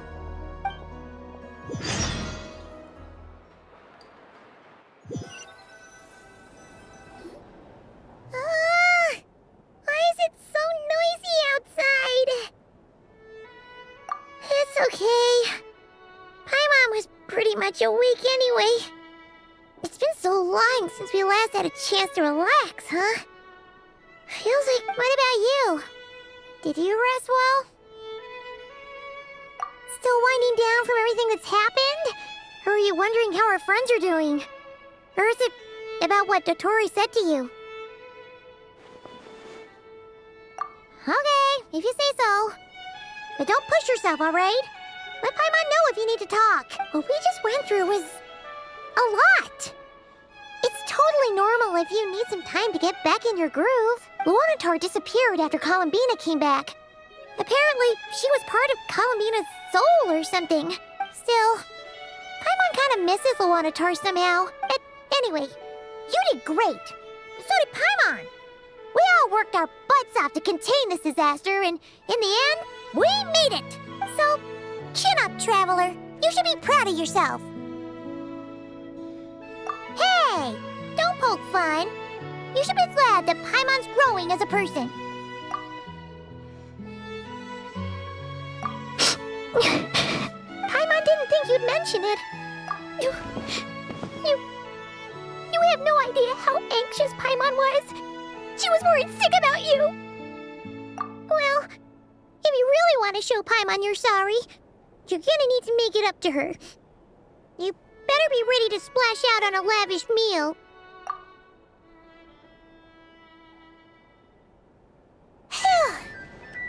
Okay. Paimon's full now. Huh? Oh, well... Hey there, Traveler and Paimon. Good morning. Morning, Yehuda. Here for some breakfast? Oh, I've already eaten. Just need some water. I was mostly worried you might forget what day it was today. So, I came over to remind you. Careful there, Paimon. Too much food will make you drowsy. Don't let anyone catch you hiding at the back and nodding off during the league meeting. You should probably be saying that to Aino. She's the baby of the group, if anyone. True. You know, I'm surprised that all these competing groups are actually coming together to try to solve things together. Definitely a first for Nodkrai. Well, nothing like a region-wide calamity to bring people together. After that, surely even the most self-interested people have to realize that going it alone isn't worth the risk, right? Try telling Boss Neff that. She's not exactly convinced that people are gonna get with the program. Really? But if she's so pessimistic about it, why'd she agree to be the Curatorium's representative in the league? Probably 'cause even though Unity sounds like a pretty far-fetched idea, the benefits it would bring make it worth a shot. I think things will work out, though. I swear, Nodkrai feels like one big family now with everything that's happened. More than it used to, anyway. Paimon's with you on that one. And it seems like plenty of other people agree, too. Just listen to the bustling streets. All right. Everyone's been rebuilding these last 2 weeks, and the evacuees have been coming back in droves. Life's slowly returning back to normal. Which means my workload's probably gonna shoot back up. Were you about to head out? There's still some time before the ceremony begins, you know. Yeah, we were gonna take a stroll around the square and say hi to some friends first. Sounds good. See you later then.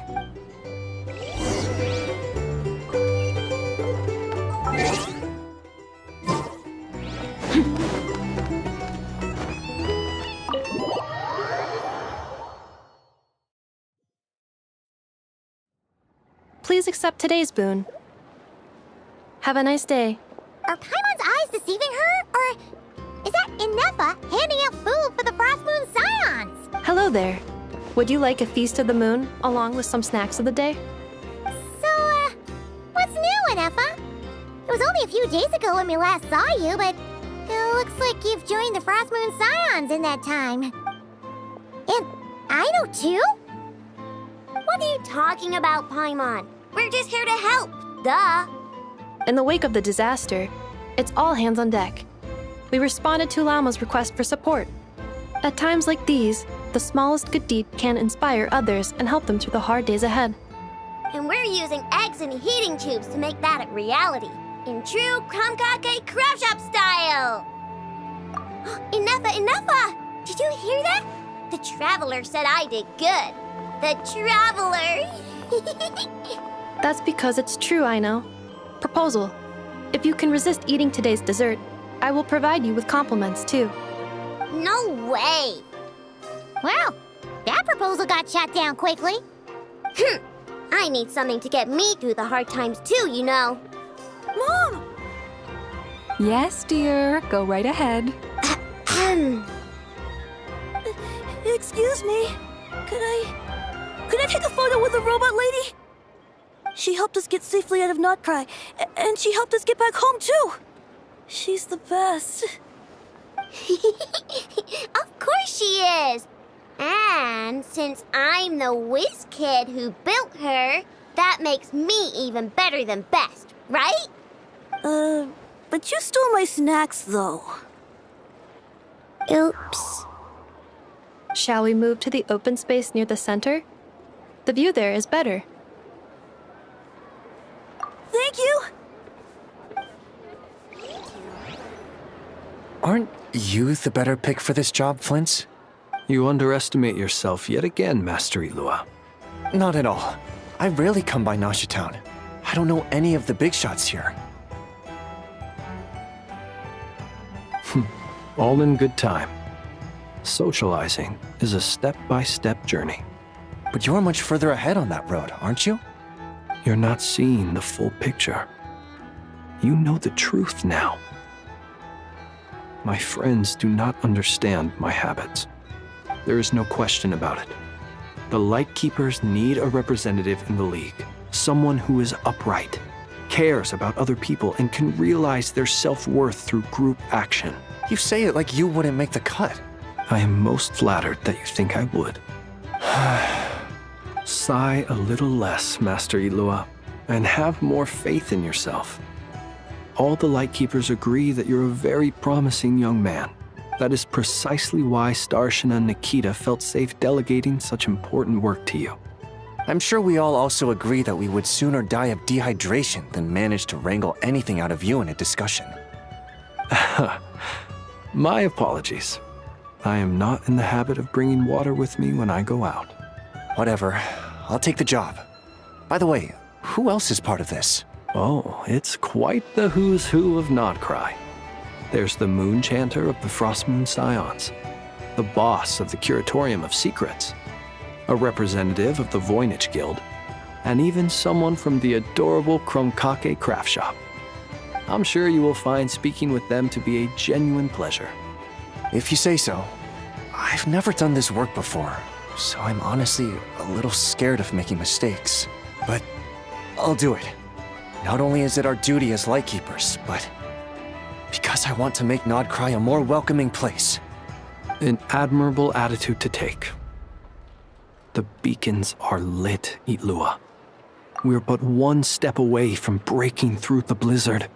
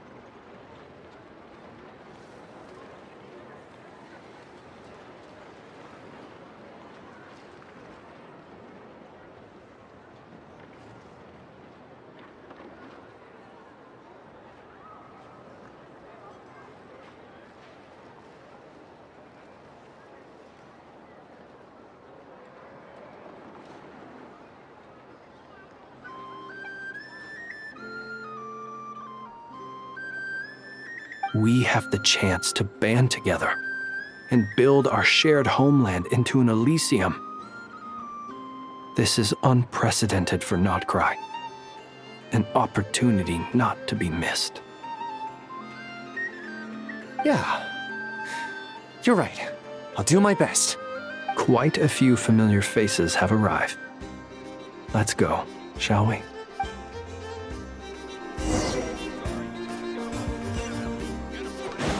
Merciless.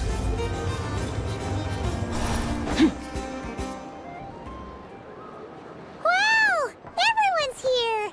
You seem well rested. I know no one's asked, but I'm sure you all want to know, so let me just say, we're doing great. Thanks. Well, great, but not perfect. I'm starting to lose my mind from boredom. Can't drink a drop of alcohol while I'm waiting for my wounds to heal. I'm sure you had a sneaky swig or two. Wait, how'd you find out? I'm sure you must be missing Mondstadt after all these years away, Grandmaster. Yeah, you could say that again. Every time I get news from Mondstadt, it makes me want to go back and see the place for myself. Honestly, once things are wrapped up here, I think it'll be time to head back home.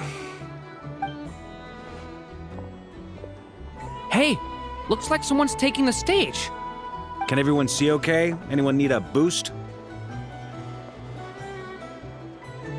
I'll just listen from the back. It's fine. You're taking this pretty seriously, huh, Durin?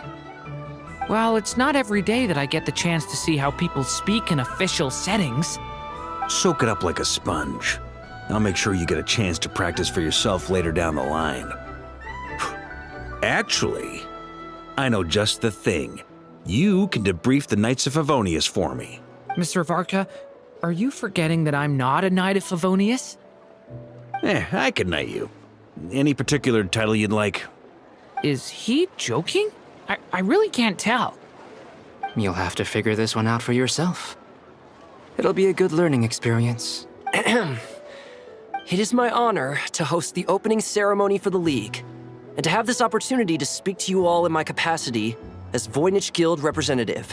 Could this person also have been pushed onto the big stage by the real big shots? Guess I'm not the only one then.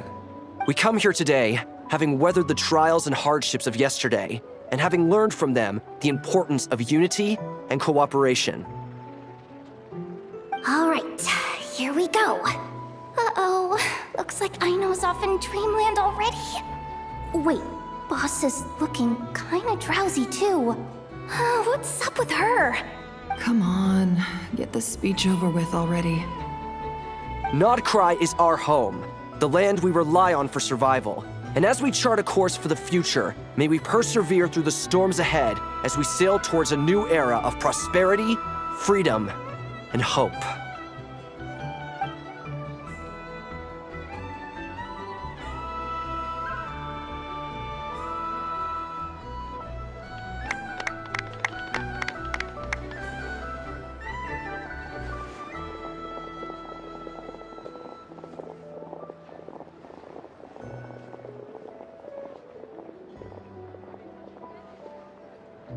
Looks like we'll have more opportunities to travel in the future. I'm sure you'll cope, Lady Moonchanter, given how fleet of foot you are. Unfortunately, I suspect I'll be too busy at the Curatorium to act as your host. We have a busy schedule, not to mention an international network of contacts to manage. That'll be all right. I'll just check your schedule with Yehoda well in advance. And if she's not available, I can simply ask Ashru. You... So giving my employees extra workload isn't enough for you? You're really going to drag my cat into this too? I thought you'd approve. Aren't you forever increasing your employees' workloads? That's a bold statement. Are all the Frost Moon Scions feeling more audacious now that your moon goddess has returned? Columbina's return has brought joy to all who care about her. That includes both you and me. As for the Frost Moon Scions, we are learning how to thrive independently, without relying on the moon goddess. It is up to us to make our home a more livable place. Joining the League is one of the steps we are trying towards that end. I like the word try. It's nice and non-committal. You can opt out at any time and still say you tried. You don't see a bright future for the Frost Moon Scions? Or did you mean the League? I'm just not as optimistic as you. The Frost Moon Scions should count themselves lucky that they have a leader as stubborn and enterprising as you. But Nodkrai's a big place, with all kinds of people. Most of them don't enjoy answering to a leader, or even listening to reason. Well, that's where you and your methods come in. Unless the Curatorium of Secrets is only here for appearances. For now, yes. And that won't change until this venture becomes worth my while. What would make it worth your while? Getting out more than I put in. Right now, I'd barely break even, but I'll grant that it's a good start for Nodkrai. Then maybe it's worth a try. All right, you can stop now. Or do I have to join the Frost Moon Scions before you'll get off my back? You'd be very welcome to join us. you two! Congrats on all your hard work! What are you chatting about? Nefer was trying to dissuade me from adding to her employees' workload. Also, she's considering joining the Frost Moon Scions. Sorry, what? Your conversations are always the most interesting. Would you two care to join me for some tea before heading to your next destination?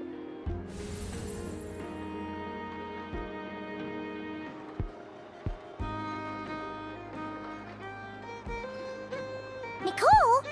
Wait, where are you? Aren't you gonna show up today? Sadly not. I'm otherwise occupied right now. I'm sorry, Paimon. I can hear how disappointed you are. If it's any consolation, let me say that how things appear on the surface is a far cry from what they are at their core. Perhaps you'll feel better if you focus on the fact you have a special line of communication with the great mage herself.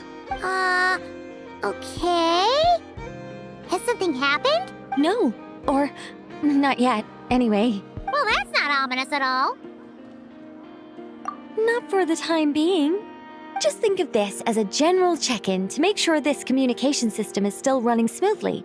Besides, it's good to chat once in a while if we want to maintain our friendship. You could have just said so. Paimon got all worked up for nothing. Still, the best friendships are built through face-to-face interaction, you know. It's never gonna stop being weird having tea with you when you're not there and just talking to thin air. All right, fair point. I'll bear that in mind for next time. Yeah. Any update on that crisis at the world's borders? Alice just informed me that they had their work cut out for them. And now everyone's thoroughly exhausted. But they did finally get things back under control. Still, we can't let our guard down yet. The disruption caused by this disaster has made Tevat easier to detect from the outside universe. She plans to wait for things to stabilize, then reschedule her Mondstadt vacation plans. As for me, I agree with Hat Guy's perspective. This is a time when many new variables are emerging, and the situation is changing constantly. Plus, most of this change is for the worse. We have to remain vigilant and ensure that the embers of chaos are not rekindled. I did notice that the energy in Nodkrai changed somewhat after the War of Funerary Flame, but since it was still aligned with the Light Realm, I never gave it a second thought. It looks like I'll have to examine the connections between phenomena I observe more closely in the future. Just doing my duty. It's more or less second nature by now. Of course. To give you the full picture, I'd have to start with the substance from which angels were formed. Never mind. Paimon's right. Showing off my knowledge would be much more satisfying in person. By the way, you did receive the gifts from the Hexen Circle, yes? I'm not trying to claim credit or anything, but my pride demands that I at least mention it. They're quite similar to the protective talisman that Alice gave Dory, but with some very special enhancements. Oh! So that's what kept our friends safe when Dotori trapped them.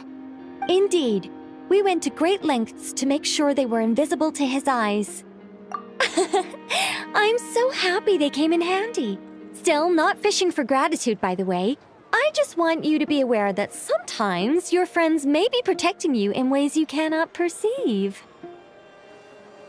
Anyway, I'll contact you if anything else crops up. If not, you know what they say, no news is good news. Oh, my angelic instincts are tingling.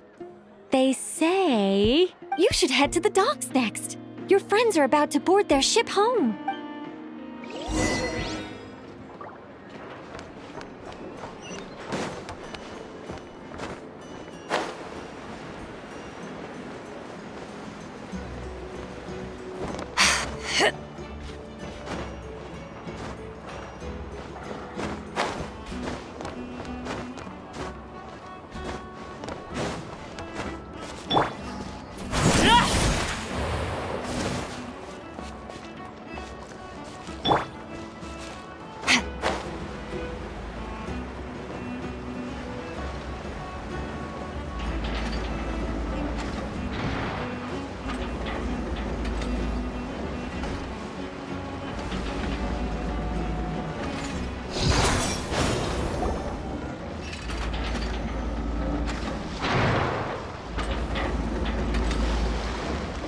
You're here.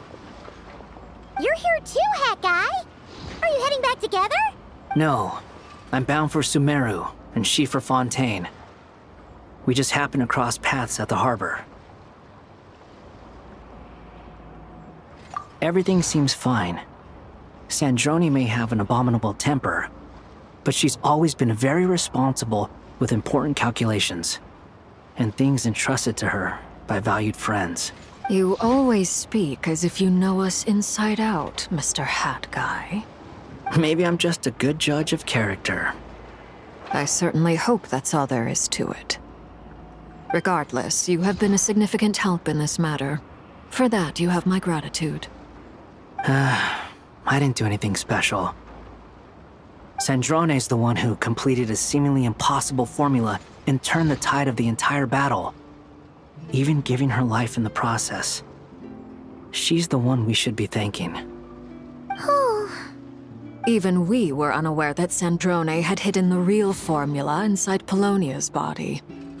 She managed to fool Dottore into thinking the formula was running in her system by installing an identical-looking decoy within her. She probably realized that she didn't have the strength to stop Dottore. But this way, she could at least get him to lower his guard. She always worked like that. Always had a backup plan. Well, that's why I'm traveling to Fontaine. She made a request of me long ago, and the time has come to fulfill it. Think of it as her will. She said that should she ever fail in a mission, she'd like me to deliver her core and Polonia's to the Fontaine Research Institute. She also mentioned that she had made arrangements for people there to set her affairs in order. Some of her personal effects, such as her notes, were left to me. I've decided to take them back to the House of the Hearth, for safekeeping primarily, but also as mementos, I suppose. However, there is one book among them that I'd like to leave in your care. I'll have someone deliver it to your residence at the flagship at a later date. No, I was specifically warned not to tell her. This is her last wish, and I will abide by it. I can only hope so, but none of us here can know for certain. I bade farewell to Columbina earlier today. As promised, she turned the iridescent moon's marrow over to me. She spent a long time with Sandrone's body, saying her goodbyes. Oh, is she all right? Sandrone's passing has left a great wound in all of our hearts. It will take time to heal. But Columbina surprised me. She offered me some words of comfort before I departed. Despite being grief-stricken herself, she showed an awareness of the feelings of others around her. She never used to act like this. Clearly, she has grown. And I suspect that we have you to thank for much of the change we are seeing in her. After these recent events, the Tsaritsa has revoked the Pale Star Edict. Snezhnaya now realizes that the arrest warrant for Columbina was just a ploy by Dottore, who coveted her powers. I shall return to Nodkrai to see her as soon as I find the time. I hope that from now on, she too will explore more of the world. Columbina Hyposelenia's journey is only beginning. My ship is here. Traveler, Paimon, we shall meet again. You too, Hat Guy. What are you still bumming around for? Isn't Columbina waiting for you? I thought today was the day you'd agreed with her to go find out the truth about your sibling. You're afraid you won't like the truth when you see it. Well, this is new. I was starting to think that nothing could scare you. Don't say that! Wouldn't you be if you were in this situation? Fair point. But I'd say I have more experience facing up to unpleasant truths than the Traveler. They say blood's thicker than water. I know how much you need your family back. More than you need any of your friends. And I'm sure that all your real friends understand that too. No matter what the truth turns out to be, They will stick by you and support you, whatever decision you make. Finding the truth is important. But more important still is what you choose to do once you've found it. At least, that's the life lesson I've learned from my experience, grappling with the truth. What? Now that Dottoro's dead and gone? A little, I guess. But it hasn't solved everything. Maybe I regret not getting to end his life with my own hands. Or maybe it's something else. But for whatever reason, I still feel like I have a chip on my shoulder. Either way, I'm going back to Sumeru. Lesser Lord Kusanali is gonna need help dealing with all the chaos Dottori left in his wake.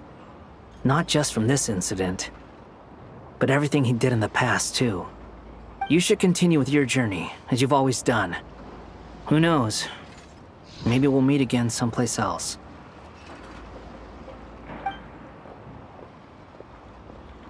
So, what should we do now?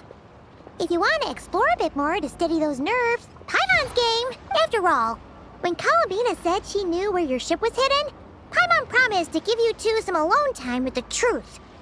It hasn't been all that long since we were last apart, sure, but ain't no biggie. Paimon's sure you'd prefer to digest the news about your sister in peace. But, no matter what you see, just know you can share it with Paimon. Of course, as long as it's not super private. If you can't make sense of something, let's give it some thought together. And even if we both can't figure it out, Paimon can at least treat you to a nice meal. Glad feel better now? Alrighty. Next up, time to meet with Columbina.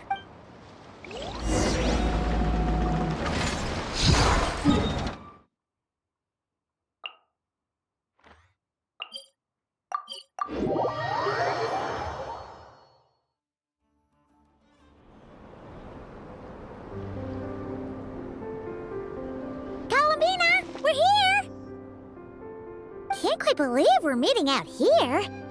We've gotten used to walking over to Silver Moon Hall whenever we go see you. Well, you're still welcome to go there whenever you want to see me. It's just, now that it's all over, I've decided to make some changes. Try and fit in with the Frost Moon Scions, like Lama suggested. The older generation are still timid around me. They don't dare get too close, and they bow their heads when I walk by. But things are much better with the children. I see more curiosity in their eyes. Hopefully, by the time the next Moon Prayer Night comes around, I can enjoy the festival with them as myself, without having to pretend that I'm only dressed up as the Moon Goddess. You'll do fine, Columbina. Paimon's sure they'll realize you're super nice once they get to know you better. You really think so? When we first met, you thought I was a little up in the clouds.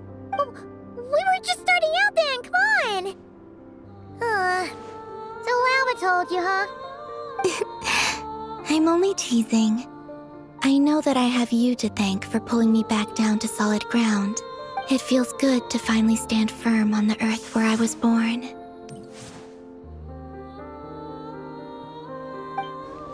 Oh, that's great!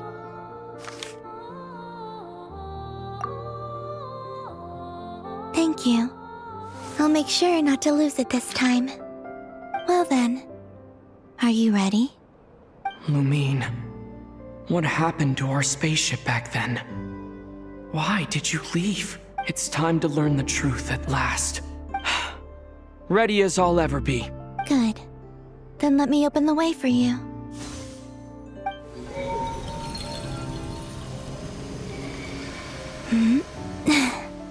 Where does this lead?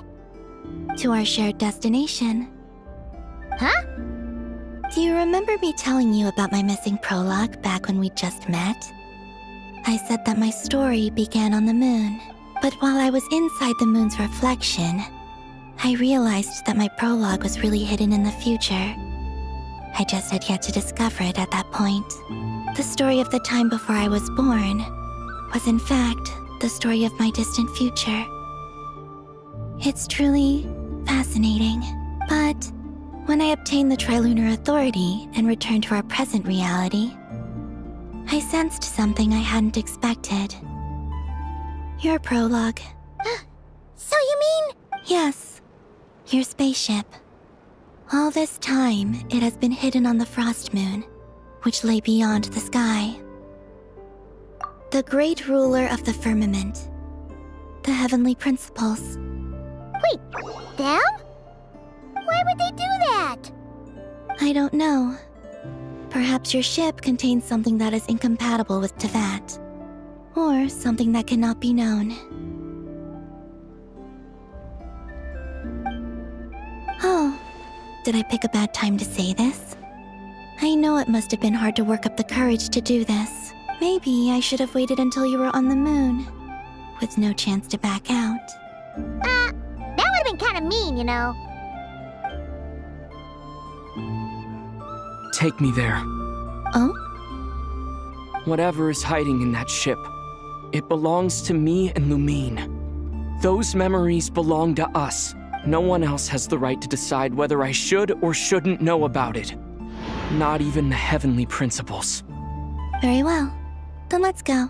You two take care, alright? And don't forget to come back soon! Rest assured, Paimon. We will. Traveler, after you. Thinking about the story that we'll find hidden on the moon? Yes. And hoping that it has a happy ending. Stories like that don't exist, you know? You don't believe in happy endings? I don't believe in endings.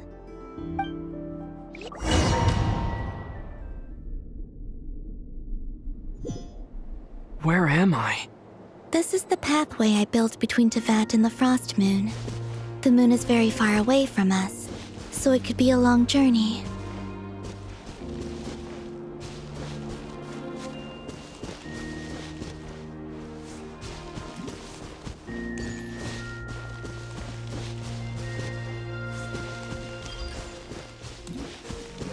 After I obtained the Trilunar Authority, I unwittingly saw past events from many of my friends' lives.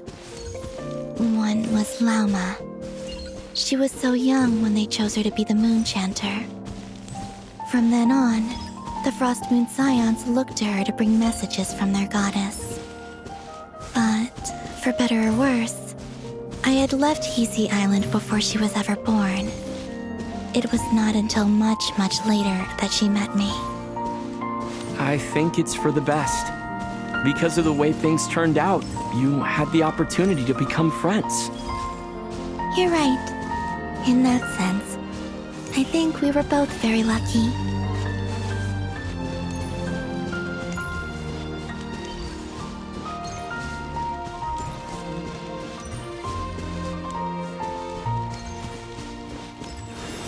Oh, and about that mage, Nicole.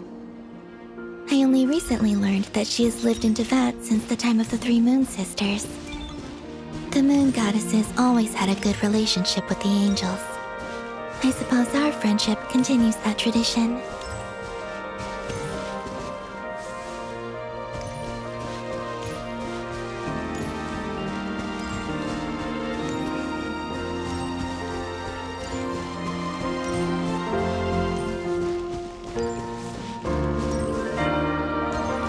And then there's Zandrone. I never knew that much about her, beyond the fact that she was created by someone called the Lord Artificer. She, too, suffered for a long time before joining the Fatui.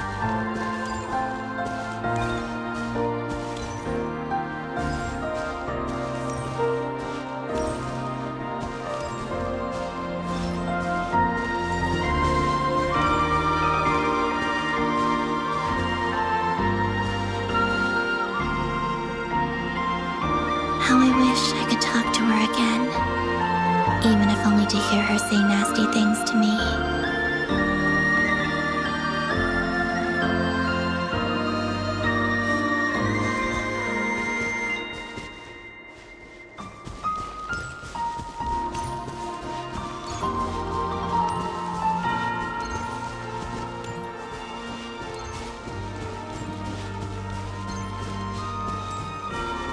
Also, I saw your siblings' story. I'm afraid I didn't see much. It seems that she rarely came to the surface, where the moonlight shines. But I did notice that back when you first set out on your journey, she would often appear nearby, gazing at you from afar with a guilty look in her eyes. Lumine. Let us speak no more of the past. I probably shouldn't reveal so much about my friends. It's not my place. Let the moonlight carry us forth.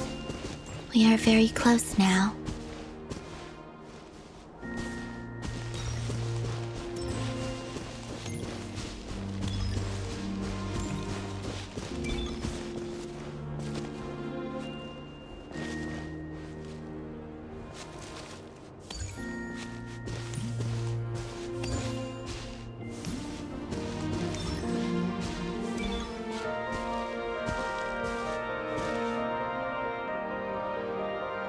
After this, I'd like to bring some kuhenki to the moon as well.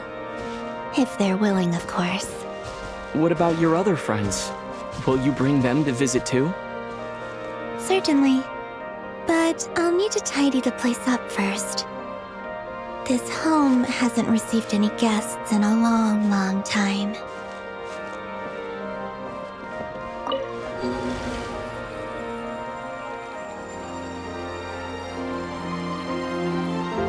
I remember writing something similar with you on Moon Prayer Night. I believe it was called...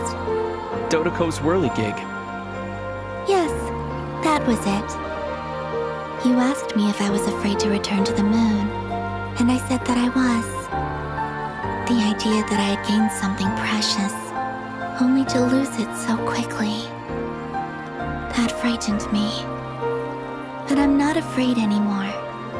Besides, this time, we're traveling together.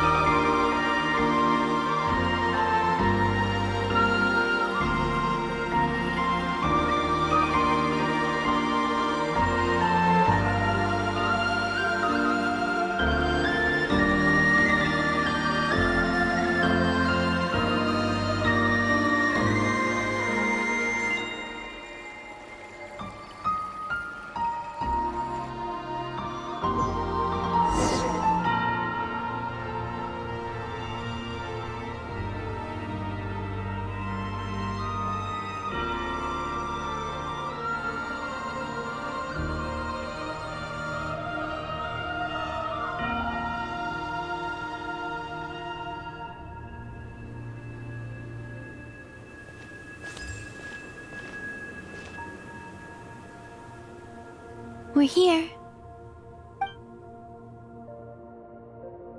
Over there.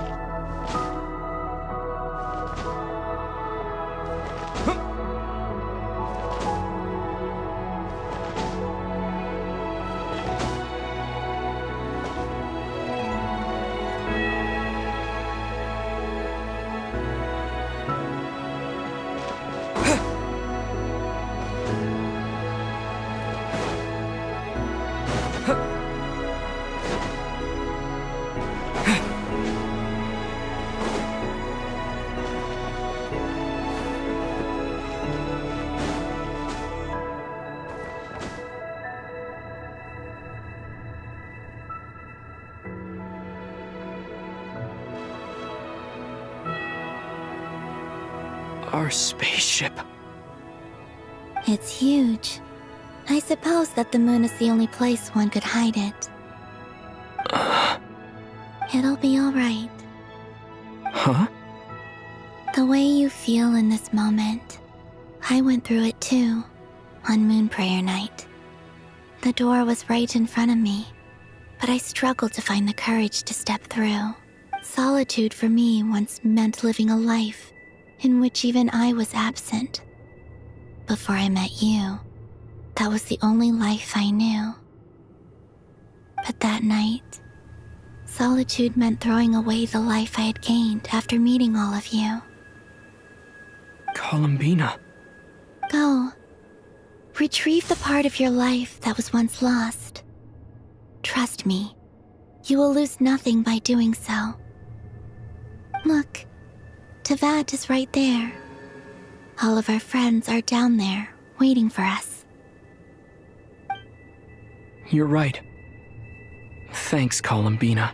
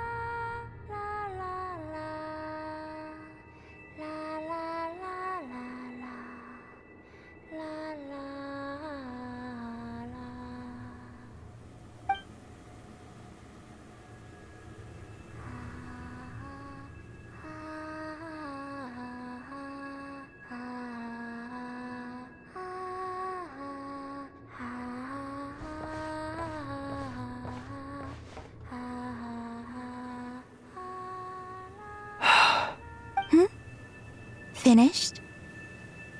Yeah. Why did you take your eye mask off? Well, since my return, I've decided to take more opportunities to see the world with my own eyes. Besides, I've always wondered how Teyvat looks from the moon.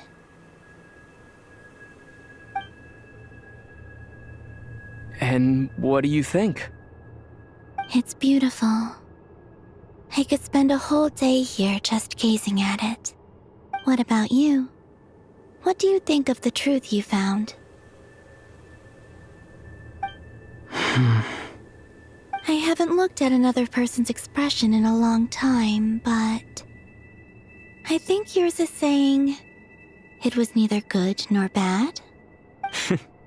Keep this up, and it won't be long before you give Nefer a run for her money. Oh, I don't think that's going to happen. I'm much more used to sensing what's going on around me with Kuvaki. I think I'll save my eyes for seeing special moments I really want to remember.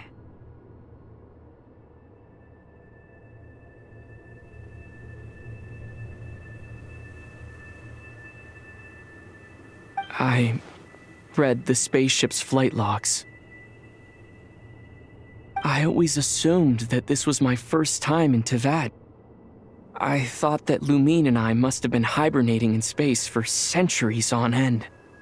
But the logs show that our spaceship flew over the skies of Teyvat once before.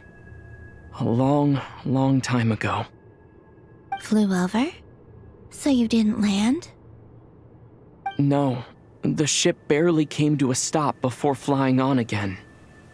After that, it continued traveling through space for a long time. Some of the data is corrupted, but I suspect that it kept flying for thousands of years. It was only after that that the ship made a forced landing in Nodkrai.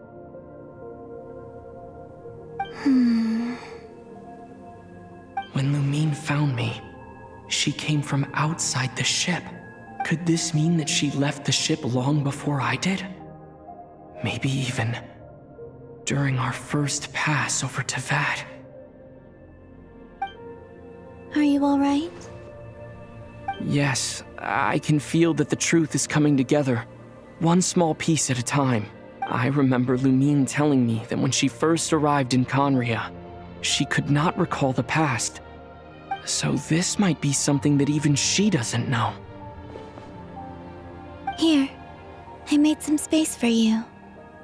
Your mind must be racing, and this seems like the perfect place to relax and clear your head. Oh, wait, there's one more thing. What is it? Wait here a moment.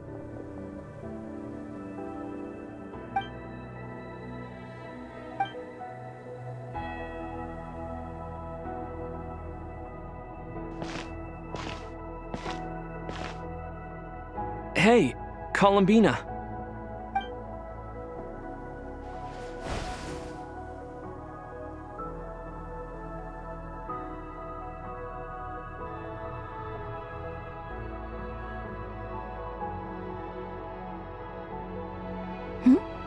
Is that a new outfit?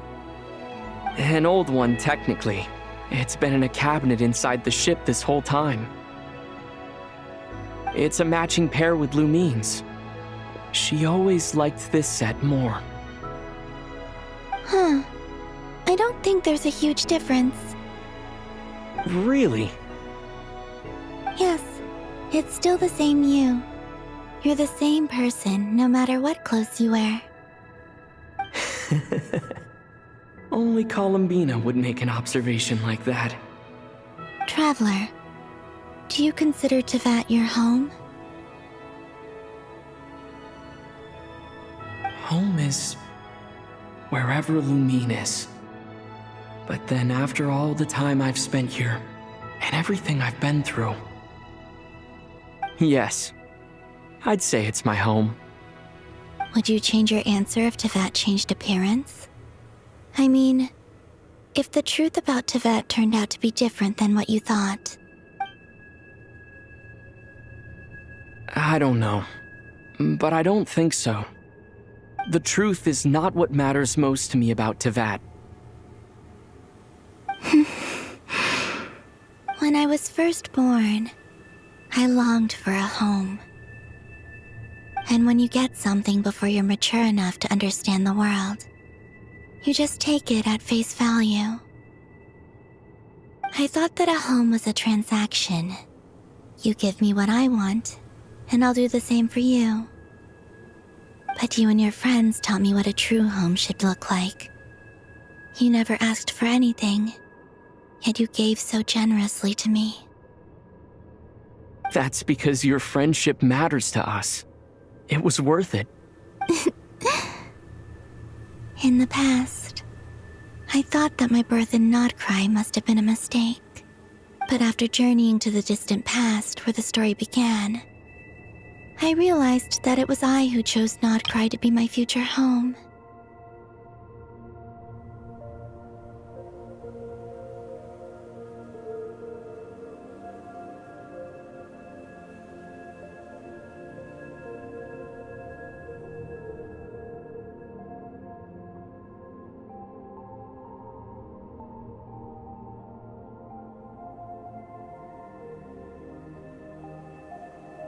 Now, I am glad that I made that choice. I'm sure your friends are just as glad.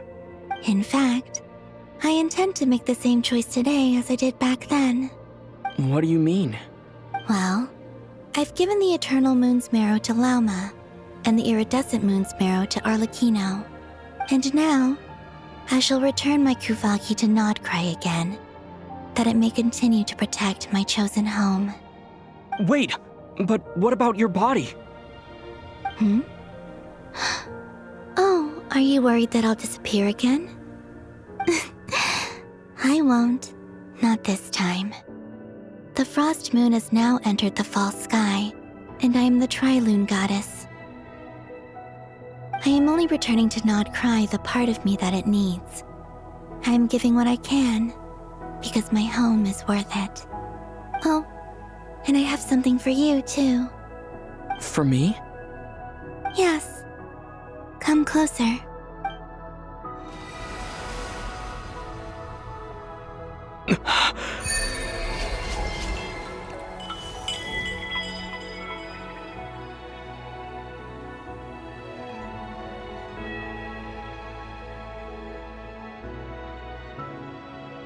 What was that? I lifted some of the restrictions this world placed on you. I trust this will help in your future adventures. My power. It feels like it's grown. I can use the elements more freely now. Thank you. This will be a great help. You're welcome. I see you as family, and after everything you've done for me, In fact, no. It's not because I owe you. It's because you're worth it. Here, this flower is for you.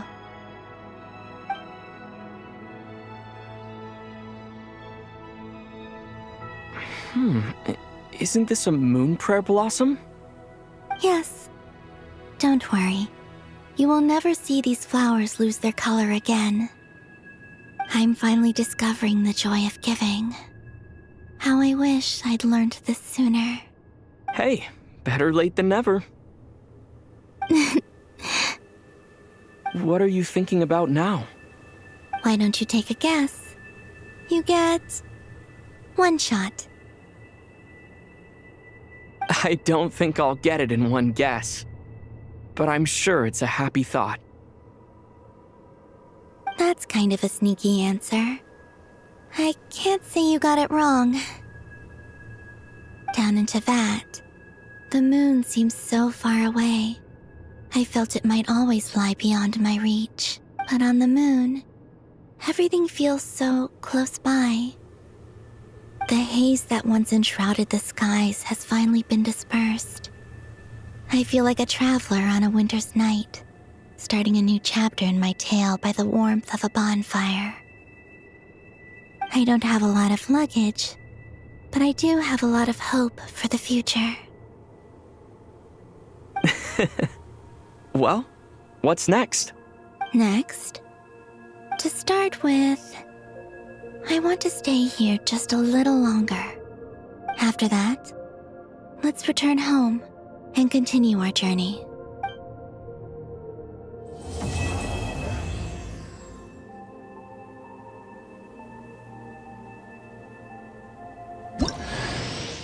These clothes bring back so many memories.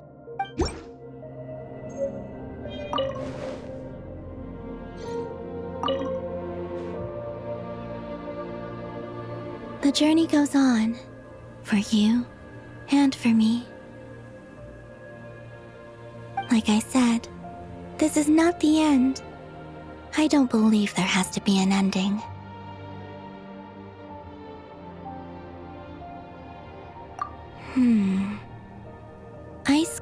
cold and sharp, crystal clear in some ways, yet profoundly unfathomable in others, like the thick layer of ice on top of a frozen lake. That's just the impression that Tsaritsa gives me. I was never able to glimpse what truly lies beneath that icy exterior. In fact, I don't think the people of Snezhnaya even know what kind of power their god wields. Maybe that's because the Tsaritsa herself has never acknowledged, nor accepted that power.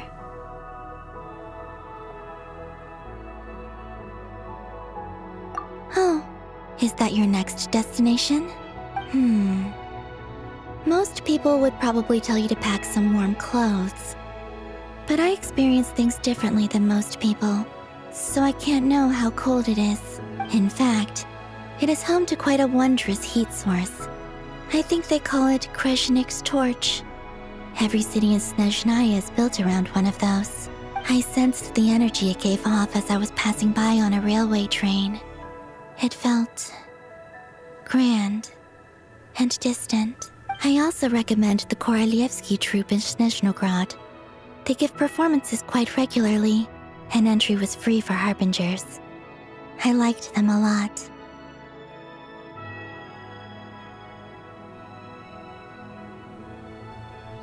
Okay. As you continue on your journey, don't forget to gaze up at the moon once in a while. It is, after all, no longer an illusion. It shall cast down its true moonlight, connecting us in truth.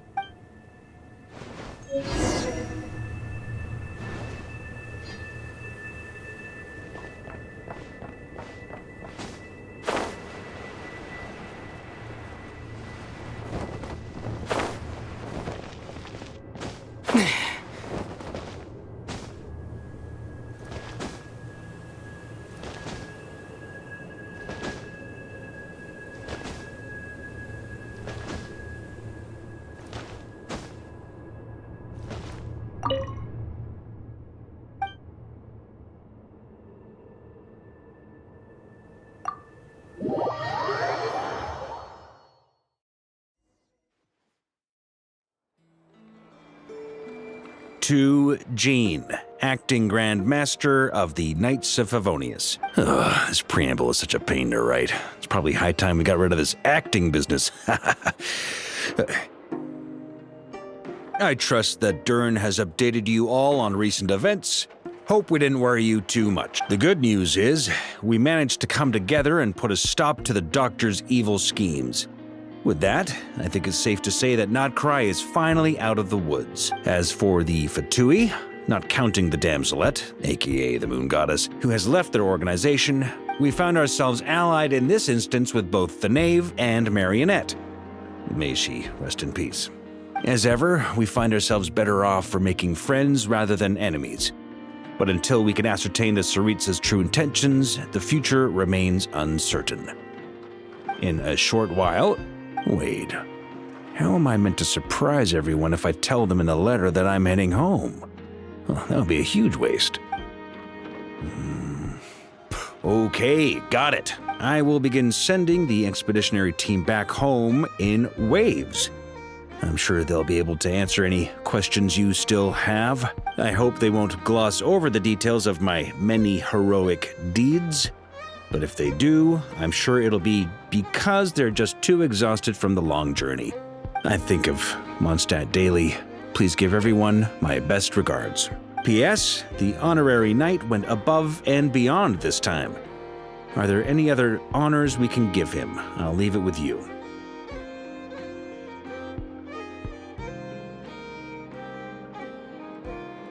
P.P.S. Please be extra nice to Klee for the foreseeable future. I cashed in on the last favor that the Hexen Circle owed us, so we need to earn some more goodwill. If there's any serious problems, feel free to stick me in solitary confinement when I get back. I'll do the time for her. Whew. And that, as they say, is all she wrote.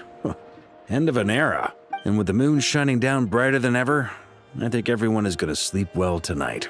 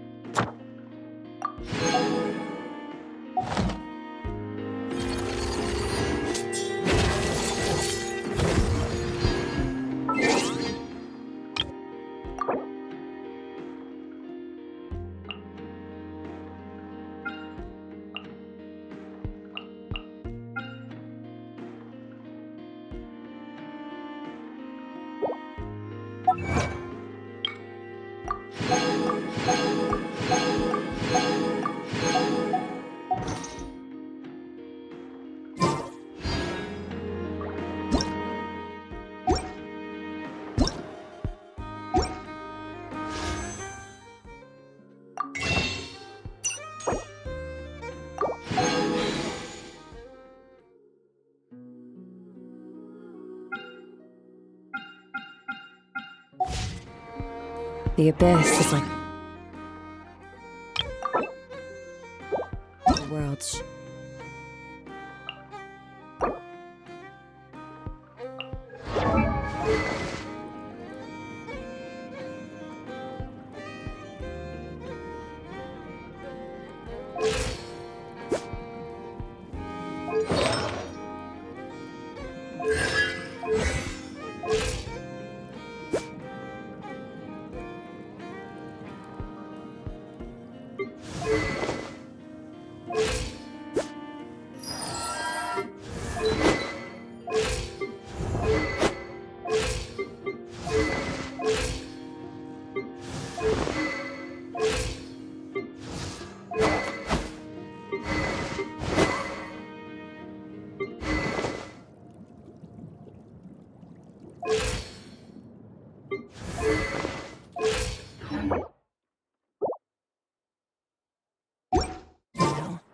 It's always there.